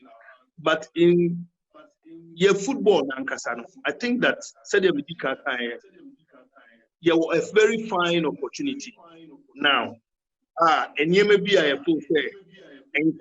You bet me a football. This is a very fine opportunity. You will say yes. In effect of sponsorship, it's going to be very difficult because companies and the corporate Ghana is suffering. Recently, I had a meeting at Hotel Maybe I wouldn't even want to mention, but I'm sure you are aware. We drew Hodum Zena Hotel, so the man who had the meeting didn't even know that the whole place is closed. In the corporate Ghana, so after COVID, a bit me yes, the football and I say they are already suffering. Into your direction, into government. And the amount me insisting on say before the NC handing over football in my hand. One can say in the wisdom of the NC who said with number 12, no, I transfer for that period. No, any year starting football build, clubs were going to go through difficulties. The NC in their wisdom, no moving, sir. So they made a proposal to government. They made a proposal to government saying starting football build government in the MY instead of a leaks, no. And the new administration in the wisdom of the new administration, they cannot start the league or before clubs you catch them from cost of football. Better no much in the wisdom of the FA, advance 550,000 Ghana and 25,000 cities to the Premier Division 1, and then I think 10,000 regional RFA in that direction. It is based on this arrangement, and a minimum, like I say, time one, FIFA can buy. So who say, Say yaba hu ye nya fufu kura na. E ka de as football people, your baby the FA comes to its member, and that's Congress. Enti enya hu ye here samre mu ne ba be account say ye you will say you want the opportunity to go to Congress to look at all those figures, to look at the end you befa no even if there's any way that crowd ye can say at this period I was say FA trust no how and the membership me are surviving within them. And then after the period, how are they going to be vibrant and viable to adhere to managing? That is the most important. And no, FA said they need to sit. We are using Zoom to discuss, to dialogue, to find ways and means to bring our football back. They can use the same method which they've done it. They can use the same method to find ways and means to strengthen near mind after COVID. Mr. Joseph, that's super. Your recommendations during this COVID and post-COVID. Yeah, American say, Mr. Koti, Minia George, Minia Peggy said, what shall it profit you to have a beautiful haircut and die during this period? We're seeing I observe protocols, and yeah, a massive film Kakane said, yeah, FA has been very insensitive to its members during this COVID era, and I means no worse. I had then a COVID in brain. Me, I was expecting FA invest in some PPEs, be a max so 500 max 60 near Mufama players, a way near Mufama players. I know the Oman you they are renovating the FA building. I'm my FA building a beautiful haircut. Now we now members and COVID the kunku. What do you have? During this COVID period, no, omako yi kasa, omutimo omuchi, omusi kenyo FIFA sika, ye de kwa koye operational.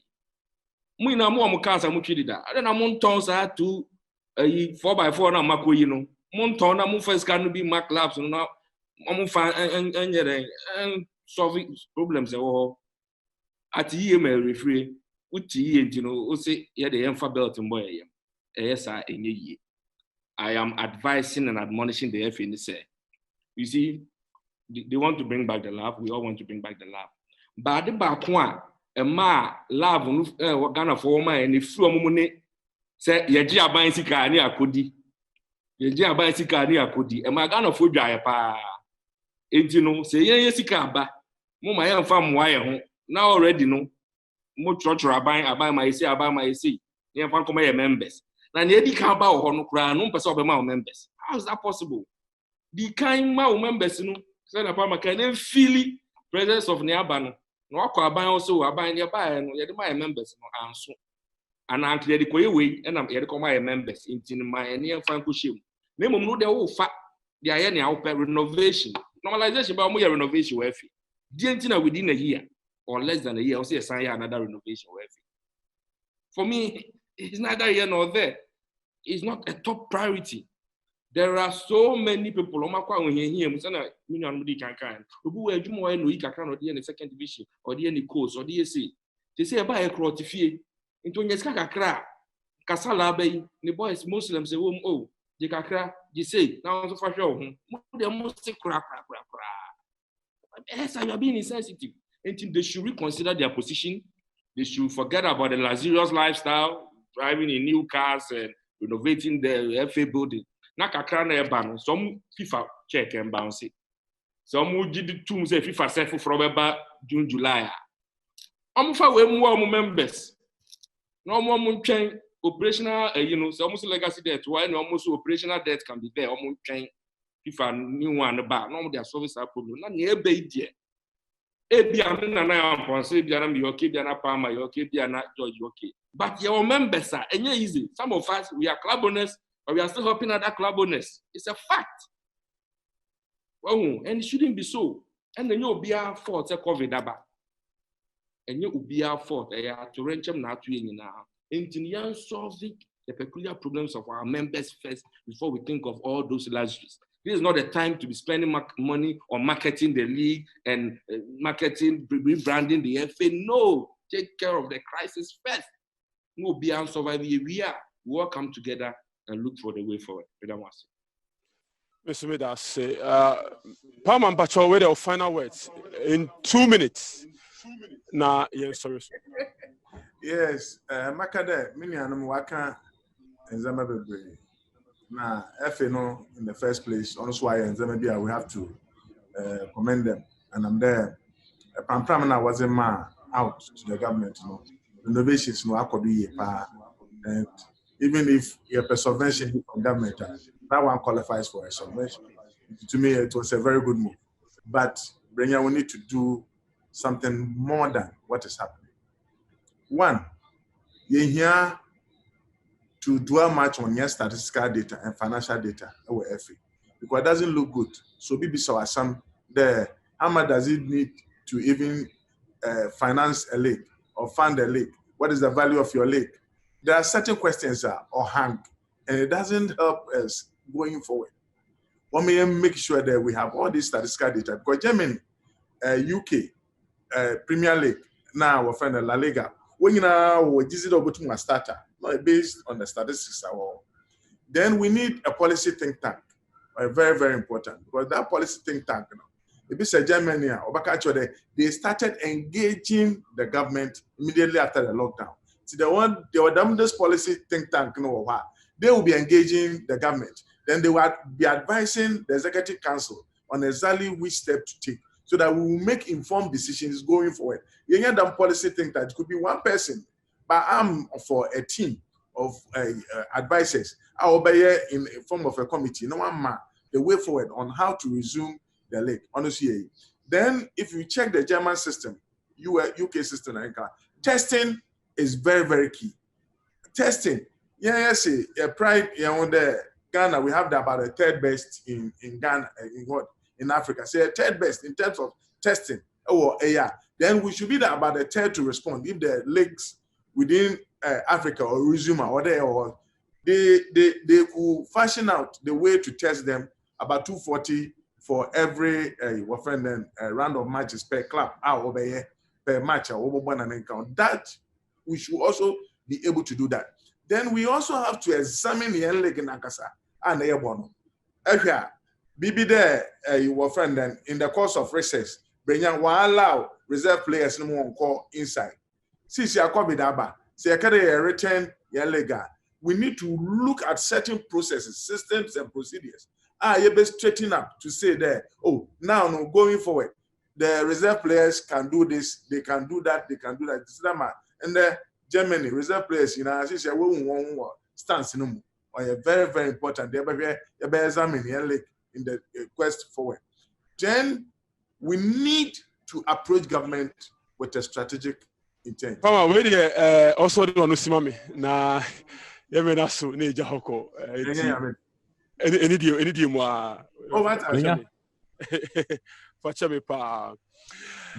This okay, Graham. Yeah, I think they've made a very important point. All of them have really articulated their points well, and we have to thank them for the time they've had for us. And I'm sure we'll definitely come up with something spectacular. So all of us will be excited to know that our football, indeed, they've gotten the brains to help us grow the product. May I say Benjamin Willie Graham? Virtual discussions on the effect of COVID-19 on football clubs in Ghana, and heavyweights in the football industry. Over 2 hours. Don't forget that this is a Happy FM initiative. Live on TV, live on radio, live online. Also, Mamemo Obiabaso from the Happy FM technical crew, Godwin Dano, Omunina, to the ETV sports crew, Kwame Dante, Isaac Jansen, Mrs. the head of TV, Peter Nano, all the guys there, GTV Sports Plus crooning in our sono. They must say, George Lomuti, thank you very much for always doing this with us. Benjamin Willie Graham, Omunina, Gloria Pepra, Omunina, Mr. Pong, BBA, GTV Sports Plus, they must say, in Penifor Mafia Global Media Alliance, from Edwin Amanko, we are Damase for the support and always staying true. But of course, and happy for me number 1 nti dan de nyina aseda enkwan ye mamo se bibia de bibia no mo soso adi entumu ma nyina no eye mane ye fe emane be ye trending number 1 on social media. Them are super for your time. Panelists be joining from Palmer, Winfred Osekweku Palmer, George Efriye, Nana Amponsan, Mr. Frederick Moore, George Amwakon, George Efriye, and Madame Hilary Boatia, Ojai Ho, if it's not or some another engagement, you know, Yedamunina system benefit, Mojipini, any attempts virtual discussions, you saw, any during Ghana football. Watch this space. Something big is coming again. And I must say, power for your time. Thank you very much. You say share for another discussion. Messages in Dawson, Dawson, into me and Kenina. But one of the messages in by the master palm. A jam hako, Mamma Fenumi, in Yamu Honko, Mamma say a ba, Niabrepa, God in the ban in Yabre, and Eba, Inti.